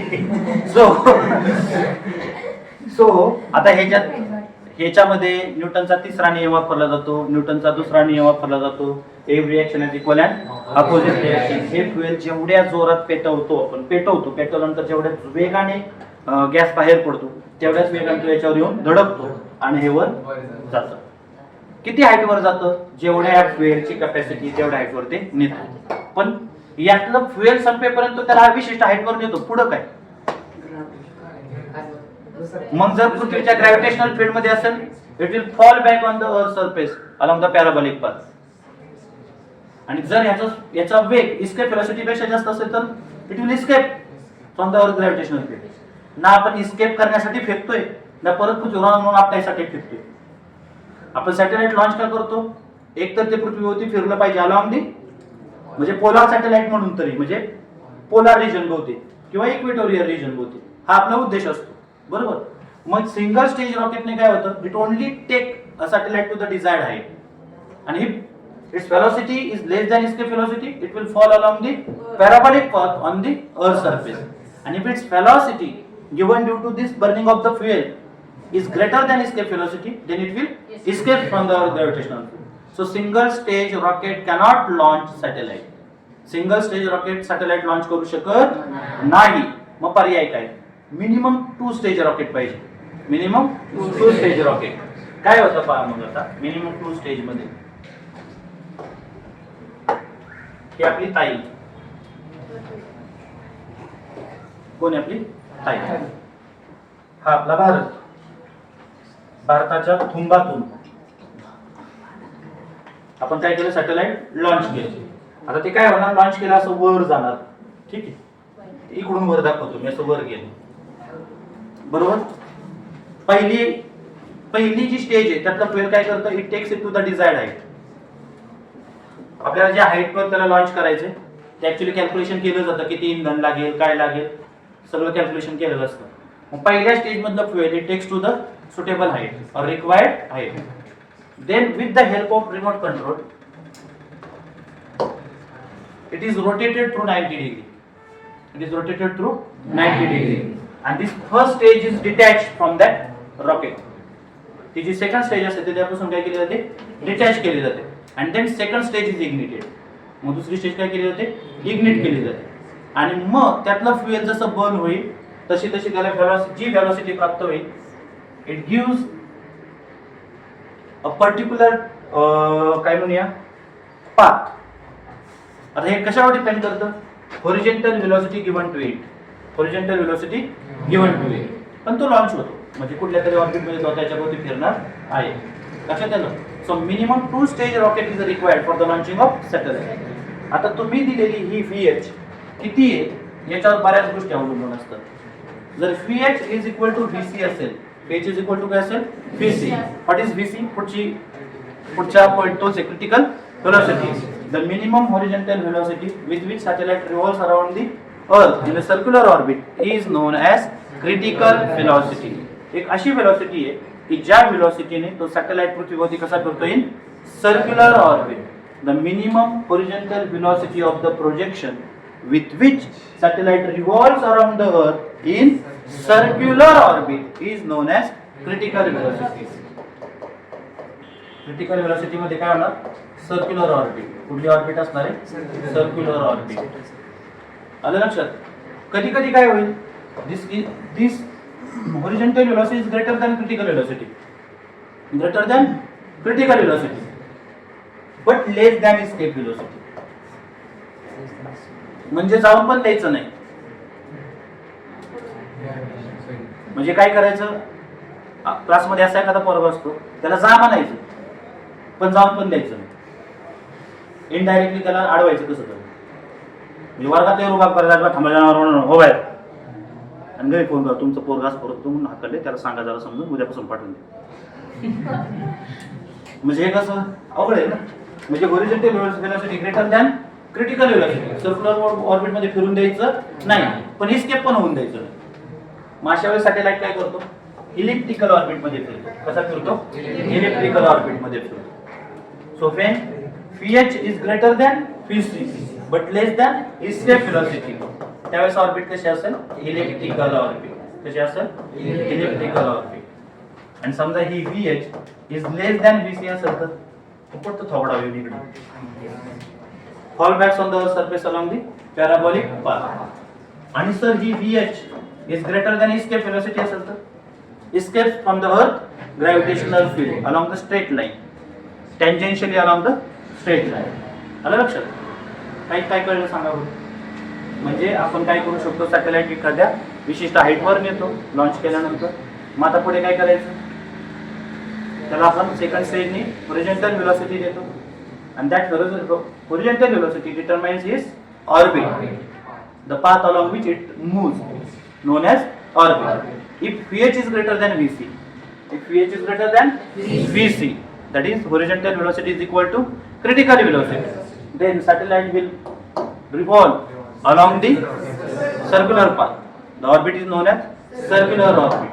If horizontal velocity is greater than critical velocity but less than escape velocity, circular motion मध्ये फिरत नाही पण escape पण होत नाही, moves along the elliptical path, that is elliptical orbit. If horizontal velocity is greater than critical velocity, नाही less पाहिजे, less than critical velocity. It will fall back on the surface of earth. ठीक आहे. If it is greater than escape velocity it will escape tangential. समजलं? जो काही त्याचा path असेल त्या पाथला टँजेन्शियल एस्केप करतात. समजलं? म्हणजे इथपर्यंत येणार ती वेग प्राप्त झाल्यामुळे अलाउंग द पॅराबोला, पण तिथून पुढे tangential along the straight line it will escape. समजले? काय शंका? Define critical velocity and obtain expression for critical velocity. चालू रेकॉर्डिंग का बंद झालं? त्याची कॅपॅसिटी संपत आली, मेमरी संपत आली. Define critical velocity. Define for critical velocity. सांगितलं मग अशी मी. क्रिटिकल काय आहे? कारण की विशिष्ट गोष्ट घडते. काय विशिष्ट गोष्ट घडते? The horizontal velocity of projection for which satellite revolves around the earth in a circular orbit is known as critical velocity. म्हणजे समजलं ही आपली ताई. ठीक आहे. सॅटेलाइट लॉन्च केला by using satellite, by using rocket, single stage rocket. Single stage रॉकेटने satellite launch करता येईल का? नाही. म्हणजे मिनिमम किती स्टेज रॉकेट पाहिजे? ठीक आहे. सो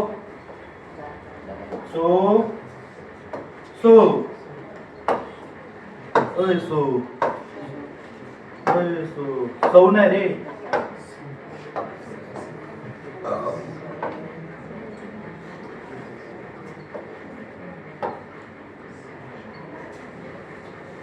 काय केलं बघा? Satellite is taken to the height h, then rotate केला. Given horizontal velocity equal to critical velocity so that it revolves around the in circular orbit. समजलं? पृथ्वीची रेडियस किती? 5. पृथ्वीचा मास m. किती हाईट वर नेलाय? h एवढ्या हाईट वर नेला. किती? h. जो सॅटेलाइट फिरणार आहे पृथ्वीभोवती त्याचा मास किती? m. चला, expression for critical velocity. Expression for critical. एक बेसिक गोष्ट विचारू. मोशन इन प्लेन तुम्हाला चॅप्टर झालेला आहे. If a body moves along the circumference of a circle, if a body moves along the circumference of the motion of the body is known as circular motion. Is known as circular motion. म्हणजे along the circular path जर एखादी body move होत असेल तर तो path ती motion काय झाली? Circular motion. A force is necessary for the circular motion known as centripetal force.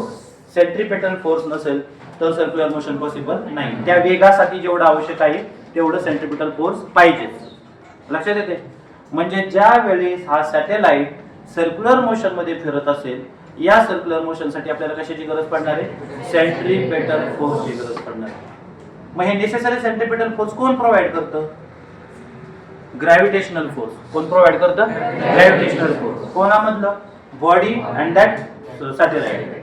अर्थ and that satellite. Earth and that satellite या दोघांच्यात असणारं gravitational force provides necessary centripetal force. हे तुम्हाला कळलं तर एक्सप्रेशन सोडवायला काही अवघड नाही. सो पहिला पॉइंट, लेट कॅपिटल एम म्हणजे कोण सांगा? Expression for critical velocity. Capital M म्हणजे mass of earth. Capital M is the mass of earth. Mass of अर्थ. चलो सांगा पुढे. कॅपिटल आर म्हणजे कोण? रेडियस ऑफ अर्थ. कोण आहे? रेडियस ऑफ अर्थ. चला पुढे. स्मॉल एम कोण आहे? मास of satellite. h, height from the surface of earth, from surface of earth at which satellite revolves, at which satellite revolves. समजलं? काय काय कळलं सांगा? काय काय म्हणतोय आपण? m म्हणजे कोण? Mass of earth. r म्हणजे radius of earth. Capital M mass of satellite. Small m mass of satellite. h height of the object नाही, height from surface of earth at which satellite revolves. समजलेलं आहे? काही शंका आहेत पर्यंत? ठीक आहे, चल. Gravitational force between earth and satellite is, काय लिहिले वाचा? Gravitational force between earth and satellite is F is equal to काय? Gmm by r square. So कौन है R? Radius of orbit is given by, radius of orbit is given by small r is equal to r plus h. Small r is equal to r plus h. This is small r. Small r is equal to r plus h. समझलेला आहे? So gravitational force between कोणामधला या gravitational force between earth and satellite is given by F is equal to Gmm by r square. ठीक, समजलेला आहे? ठीक. Centripetal force which acts on the satellite. The centripetal force which acts on the satellite is given by CPF, centripetal force, किंवा FCP. FCP is equal to mass of the satellite किती आहे? Small आहे. Velocity with which it is revolving. Critical velocity कशाने दाखवली मी? PC. Critical velocity of satellite. PC म्हणजे कोण? Critical velocity of satellite. mvc square divided by r. Centripetal force का formula काय? mv square by r. mv square by r. So centripetal force is equal to mvc square by r. समझले पर्यंत? This necessary centripetal force is provided by gravitational force. This necessary centripetal force for the circular motion is provided by gravitational force. म्हणजे हे centripetal force याने provide केलेले आहे. त्यामुळे या दोन value कशा आहेत? सेम आहे. Therefore पुढची step, next step. Therefore mvc square by r is equal to g capital M small m by r square. हे small m cancel. r मध्ये एक r cancel.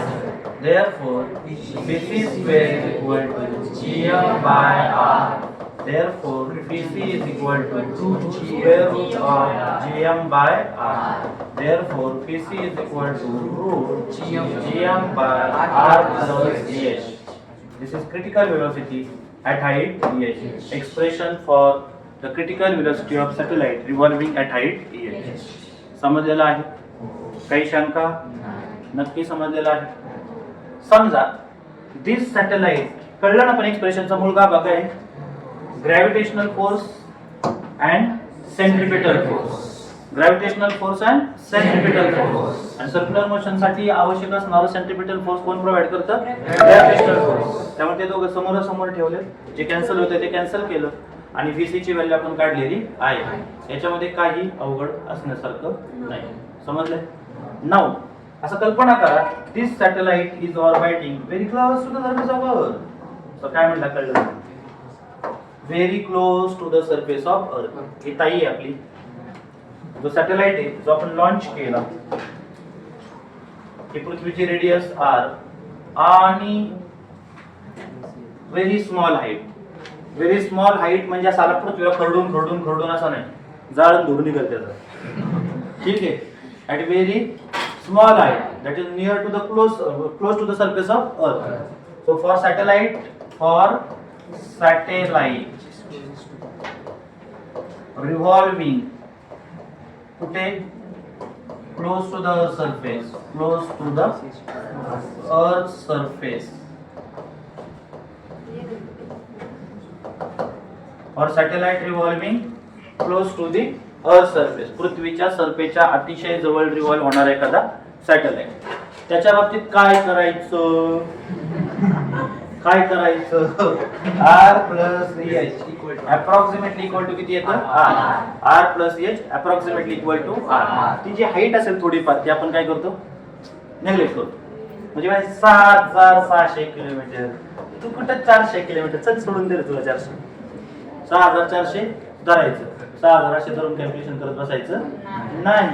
बरोबर आहे का नाही? म्हणजे 2 पातेले मोठ्या चहा करायचा आणि साखर टाकली ना, किती साखर? 2 अख्खे बिंदू, 2 अख्खे कण. तर मग कशाला म्हणायचं साखर टाकली? सो साखर is negligible.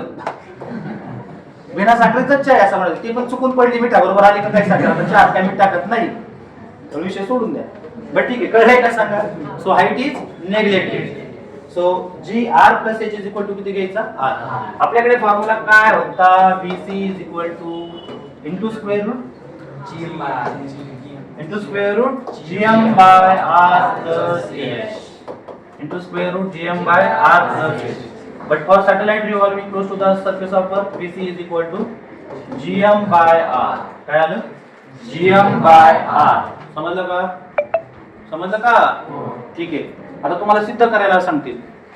Critical velocity in terms of acceleration due to gravity, in terms of density, in terms of density. Now we have G is equal to GM by R square. G is equal to GM by R square. Therefore, GM is equal to GR square. GM is equal to GR square. Therefore, PC is equal to square root of GR square divided by R.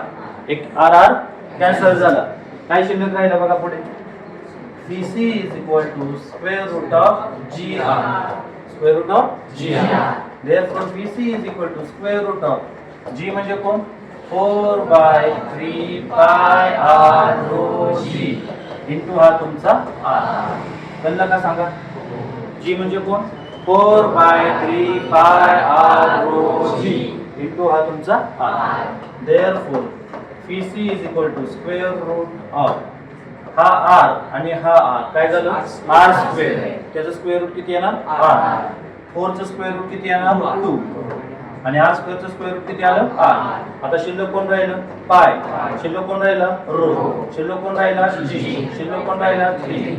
This is critical velocity in terms of density. Critical velocity in terms of density. हे expression कोणासाठी विचारलं जातं नेहमी? Close to the earth असणाऱ्या सॅटेलाइटसाठी. Satellite revolving close to the surface of earth. मग तुम्ही हे एक्सप्रेशन सोडवायचं कसं? पण कुठे वेगळ्या पद्धतीने असू द्या, मी सांगतोय त्या पद्धतीने सोडवा. आपण आधी BC सोडवतो. We know that critical velocity is equal to root GM by R plus H. मग प्रश्नामध्ये सांगितलं तसं satellite revolving close to the surface of earth. Satellite revolving close to surface of earth. ठीक आहे. मग R plus H approximately equal to R. Therefore, VC is equal to GM by R. GM by R. समजलं इथपर्यंत? काय शंका? Acceleration due to gravity at the surface of Earth. G is equal to GM by R square. Acceleration due to gravity at the surface of Earth. G is equal to GM by R square. Therefore, GM is equal to GR square. उचला आणि इथं टाकून द्या. Therefore, CC is equal to into square root GR square divided by R. त्याच्यात एक R cancel. Therefore, VC is equal to GR.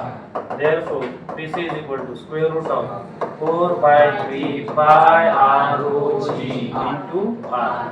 Therefore, PC is equal to 4 चा वर्गमूळ 2 R into R, R square चा वर्गमूळ R bracket मध्ये pi rho G divided by 3. So BC is equal to R 2R into square root पाय rho G by 3. समजलं आहे का? काही शंका? This is expression for critical velocity. Expression for critical velocity. Time taken by satellite. Time taken by satellite to complete one revolution is known as period of revolution. समजलं? Time taken by satellite to complete one revolution around the earth is known as period of revolution of satellite revolving around the earth. मग आता एक लक्षात ठेवा, आपल्याला माहिती आहे velocity म्हणजे काय. बेसिक गोष्ट आहे. वेलोसिटी म्हणजे डिस्प्लेसमेंट. आता स्पीड बघून आपण शब्द येतात. Speed is equal to distance covered. काय आहे? Distance covered divided by time taken. Divided by time taken. So speed is equal to distance covered upon time taken. म्हणजे v is equal to काय असतो d by t. याला थोडा वेळ बाजूला ठेव. For one revolution. For one revolution. म्हणजे एका रिव्होल्यूशन साठी काय होणार स्पीड इज इक्वल टू समजा मी इथं pc दाखवतो एक रिव्होल्यूशन साठी स्पीड म्हणजे critical speed pc is equal to distance covered in one revolution is equal to circumference is equal to काय होणार सर्कम्फरन्स. एका रिव्होल्यूशन मध्ये अंतर किती कव्हर होतं सर्कम्फरन्स एवढं. Time taken is known as periodic time. Time taken is known as periodic time. का बरं पिरियडिक टाइम आता सांगितलं मी time taken by satellite to complete one revolution is known as periodic time. Therefore pc is equal to circumference जर हे radius r असेल तर काय होणार 2 पाय r. पिरियडिक टाइम किती capital T. Periodic time capital T. Therefore expression कोणासाठी सोडवायचं आहे t बाजूला घ्या 2 pi r by pc 2 pi r by pc. Therefore t is equal to 2 pi r by pc into square root gm by small r. r plus h म्हणजे कोण small r. ते r वर गेलं. Therefore t is equal to हे तुमचं 2 pi r square root वाली term वर गेली. काय झालं इथं r by gm. काय झालं r by gm. समजलं इथपर्यंत. Therefore t is equal to 2 pi हा r आत गेला काय होणार r स्क्वेअर. काय होणार आहे r स्क्वेअर. म्हणून तर बाहेर आले तो r होतो r स्क्वेअर आहे ना. मग बाहेर आले काय होणार आहे r कळते. मग आत गेल्यावर काय होईल r स्क्वेअर. मग r स्क्वेअर आणि हा r काय झालं r cube. So 2 pi into square root r cube by gm. पण हा r म्हणजे रेडियस ऑफ ऑर्बिट. r म्हणजे कोण radius of orbit denoted by given by capital R plus h. given by capital R plus h cube by gm. Expression for periodic time. Expression for periodic time. हे base दिला मी तुम्हाला याचा. काय दिलाय base तुम्हाला मी याचा दिलेला आहे कसं सोडवायचं. सो काय करूया बघा पहिल्यांदा पृथ्वी मगाच्यासारखं काय कन्सिडर करायची पृथ्वी कन्सिडर केली आपण. ठीक आहे. तिच्याभोवती फिरणारा एक सॅटेलाइट कन्सिडर करतोय आपण. कशामध्ये सर्क्युलर ऑर्बिट मध्ये. एक सेकंड काय करूया याच्या भोवती समजा ॲट हाईट h पृथ्वीभोवती ॲट हाईट h एखादा सॅटेलाइट फिरतो आहे ॲट हाईट h. पृथ्वीची रेडियस किती आहे r. ठीक आहे. सॅटेलाइटचा मास किती घेतला आपण m. स्मॉल r म्हणजे कोण radius of orbit. Small r म्हणजे कोण रेडियस ऑफ ऑर्बिट. सो काय होईल पहा late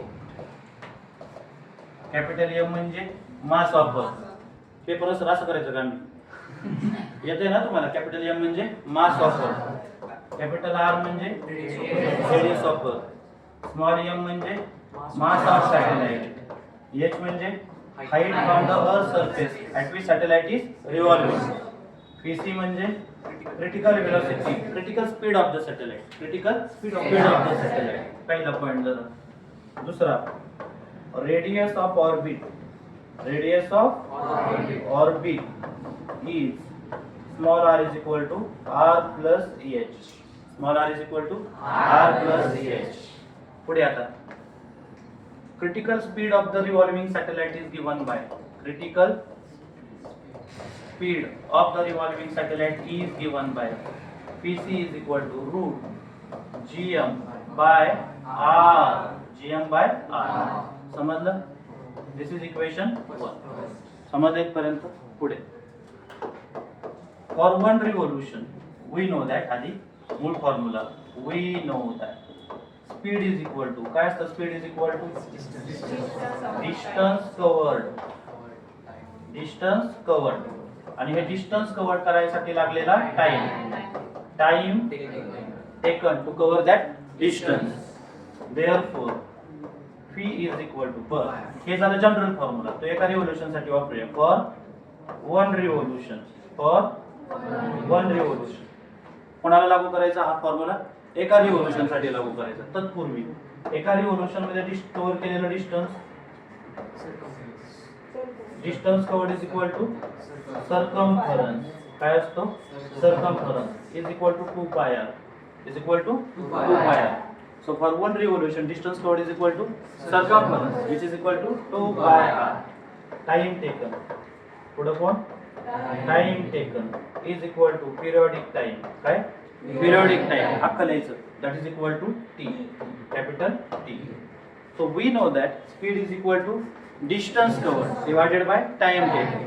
So for one revolution, distance covered is equal to circumference, which is equal to 2 pi r. Time taken is equal to periodic time, which is equal to capital T. पुढे आता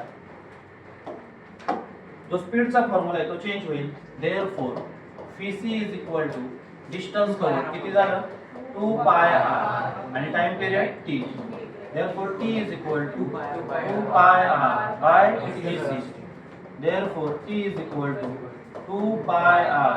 Vc म्हणजे square root of gm by r. कुठून आले? From equation 1. Equation 1 मध्ये आपण Vc ची value टाकलेली आहे. समजले पर्यंत?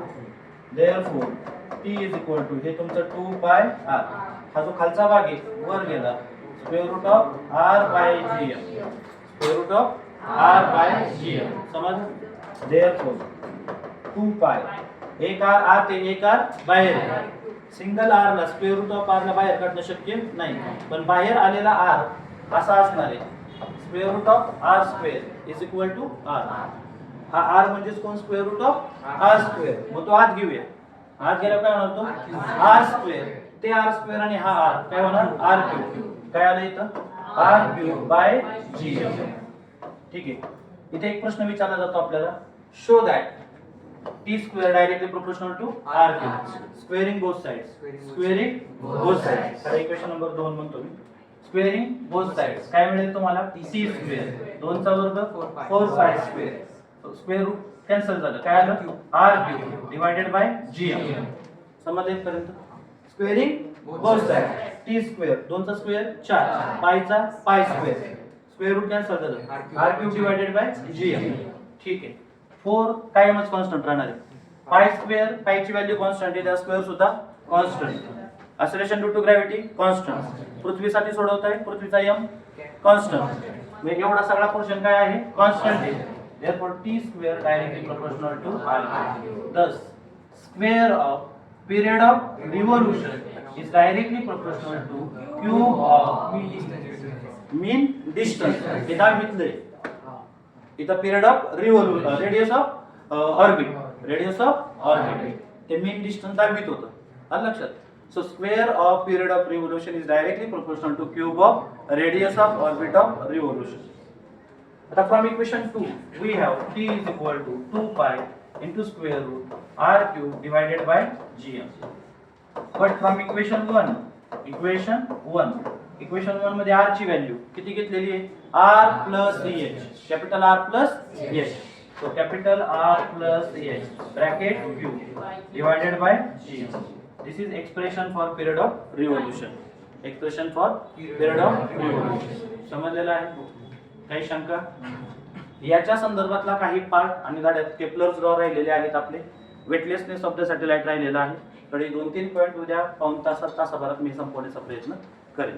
हे जरा थोडं फास्ट झालं असेल शेवटच्या टप्प्यात, ते पण एकदा मी उद्या वाटलं तर रिवाइज करेन. समजलेलं आहे? ठीक आहे, थांबायचं.